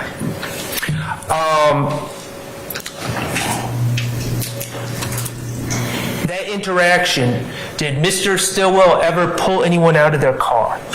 No. Did Mr. Stillwell ever take control of anyone's keys? No. And all this was observed by you as Mr. Stillwell was running from you, correct? Correct. Okay.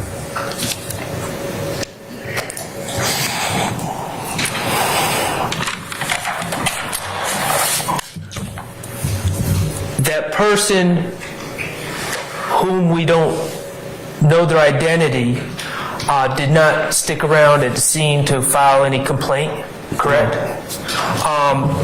In the days that followed, did that person ever come into a police station and say, hey, I was on Cleveland Avenue on this date and this is what happened to me? Did they make any sort of report at all? Not to my knowledge, no. Okay.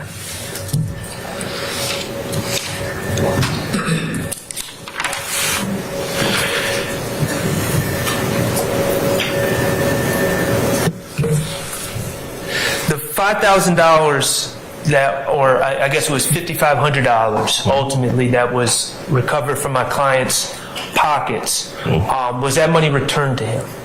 It was placed in the evidence. It was placed in the property, placed on hold. It was placed on hold for seizure, correct? Correct. Okay, so that it was not returned to him. Far as I know, no. And it was seized by the government, by you, as an agent of the government. Yes.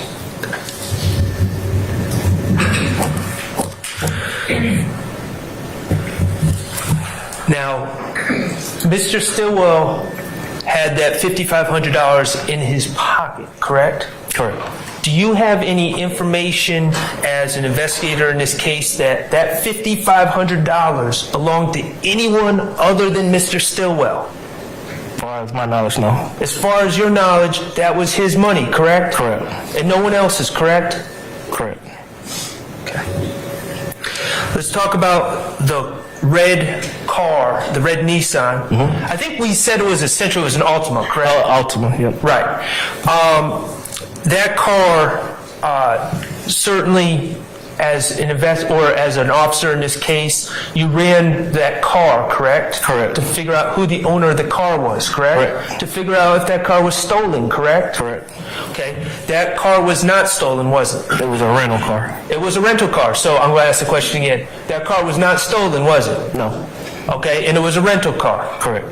And it was rented by Mr. Stillwell's girlfriend, correct? That I'm not for sure. The rental agreement wasn't in the car. Okay.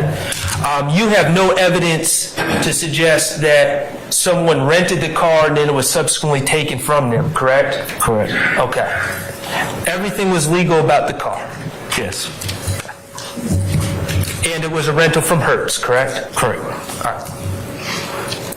Now, let's talk about the firearm that was recovered out of the center console.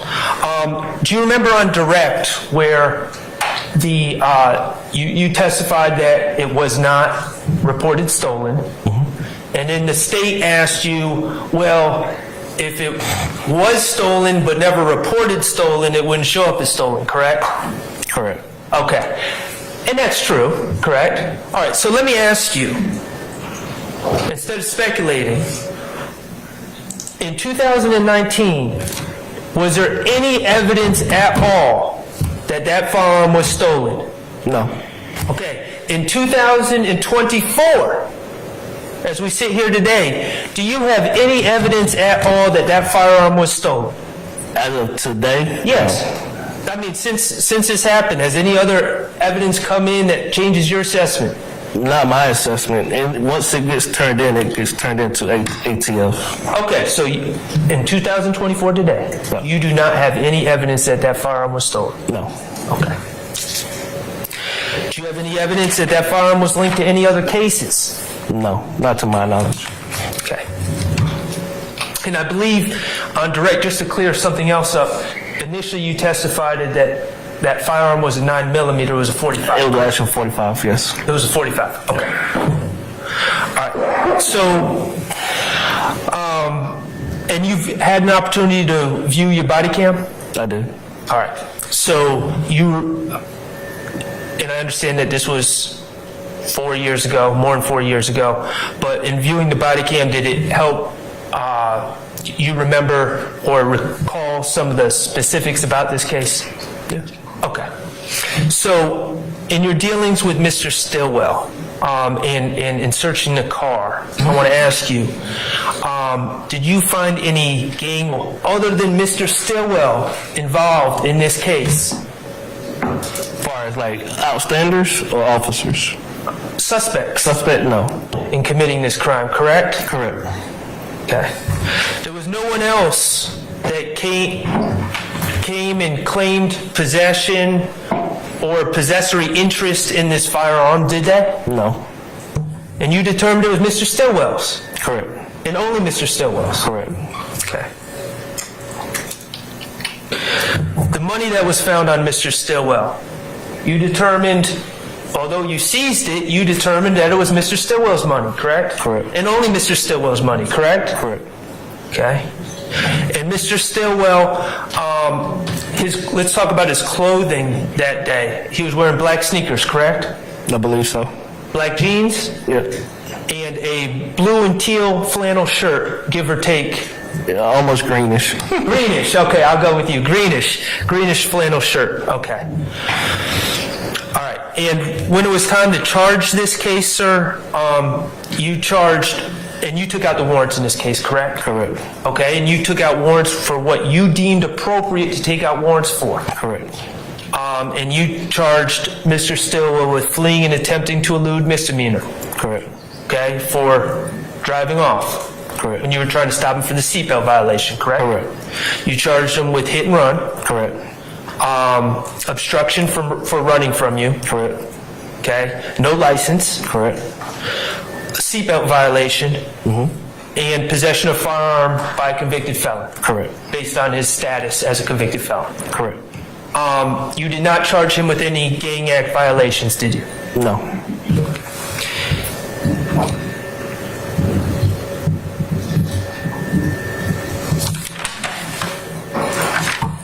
I beg the court's indulgence. Yes, sir.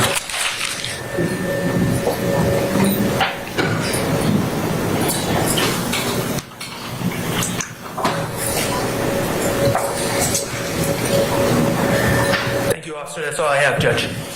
Any redirect counsels? Yeah, very brief. All right, go ahead. Officer Condell, Mr. Sharp asked you, I wondered if you remember if there were any other seatbelt violations. Asking you if you observed any other seatbelt violations that day. Yeah, I did. Yes, you remember Mr. Him asking the question, yes. On that day, was that the only seatbelt violation that fled from you? Correct. And do you have any idea why Mr. Stillwell Jackson was fleeing from you for a seatbelt violation? No. And the only thing you were intending to stop him for was a seatbelt violation? Correct. If he would have stopped, I would have told him to put his seatbelt on and let him about his business. But he fled? Correct. No further questions. Anything further, Mr. Sharp? No, Your Honor. Anybody else? Okay. May we permanently or temporarily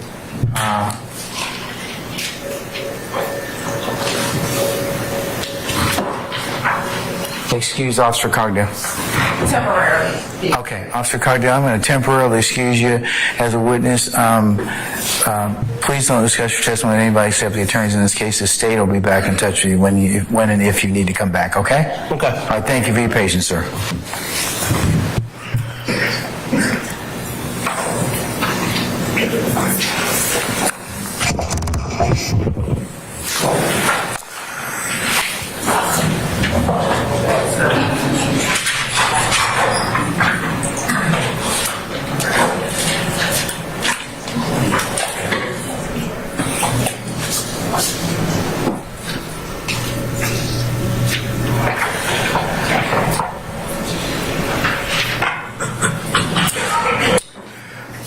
Ladies and gentlemen, the hour is almost 5:30. It's probably a natural stopping point at this point in time, so we're going to recess for the evening at this point.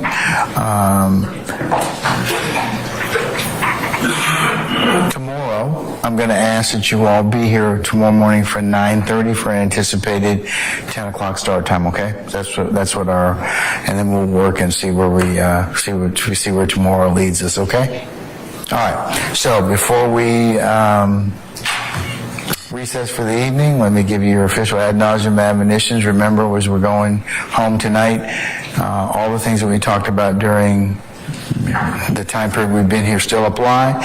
Very important, and I know that it's really hard for those that love you and know about you sitting here and what you're doing to not ask you questions about it. And remember, you can blame me and say that Judge Glanville said, really, I cannot talk with you about this.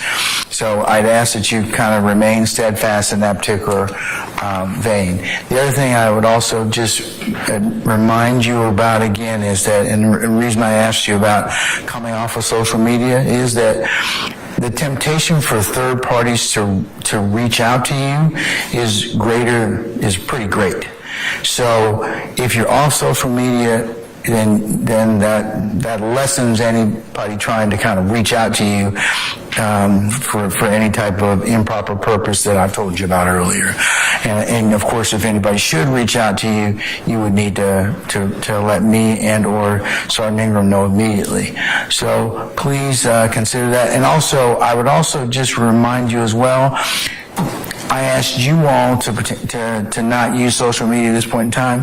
That doesn't mean that third parties won't try and talk with you about what's going on outside. And remember, what goes on outside is not of any consequence, because remember what I told you, you can only consider what's lawfully presented in the four walls of this courtroom, and you cannot consider any other source or sources to get your information from and or share that with each other. Remember I told you that most people get in trouble because they'll come in here and they'll say, hey, I was doing such and such and such and such, and then you get busted. So again, keep doing what you're doing. Be mindful of of other influences, and if you should have anybody try and reach out to you, go ahead and let us know immediately. But to that extent, ladies and gentlemen, we really appreciate you continuing to honor these admonitions, because remember, as I told you, from day one, they ensure fair trial, just trial, lawful trial as to all sides. Okay, so as you can see, we made some capital improvements in your space. Hope you like those. Our continuing efforts to make you as comfortable as possible. Is there anything that any of you need to ask me at this point in time, ministerial in nature? Okay, all right. Just to put a couple things on your radar, the week of the King Week, the King holidays on the 15th, and that week I think it follows through the 19th. We will be taking an administrative pause. So if you have any things that you need to schedule, that's a week that is good for you, okay? So just to put that on your radar as of right now. There's some other unrelated business that we'll take up, and just to put that, as I told you earlier when we started, I'll try and give you as much notice so you can go ahead and schedule other things that you need to do, because your life still exists and continues to go on, even with this very important responsibility that we've asked you to take on. All right, ladies and gentlemen, unless you have anything else from me, remember also leave your notepads in the basket. Are we okay with notepads? Yes. All right, if you get down to where you need some additional ones or new writing utensils, please let Miss Amana know, and we'll go ahead and get those to you immediately, all right? Okay, unless you have anything else of me, ladies and gentlemen, thank you for your patience and continued patience that you're continuing to give this matter. And unless you have anything else, we'll see you tomorrow morning at 9:30, okay? All right, all rise.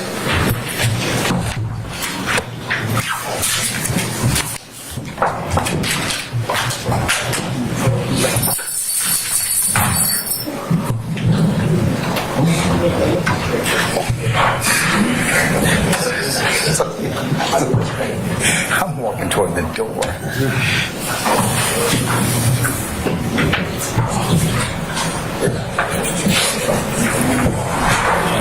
All right, ladies and gentlemen, please be seated.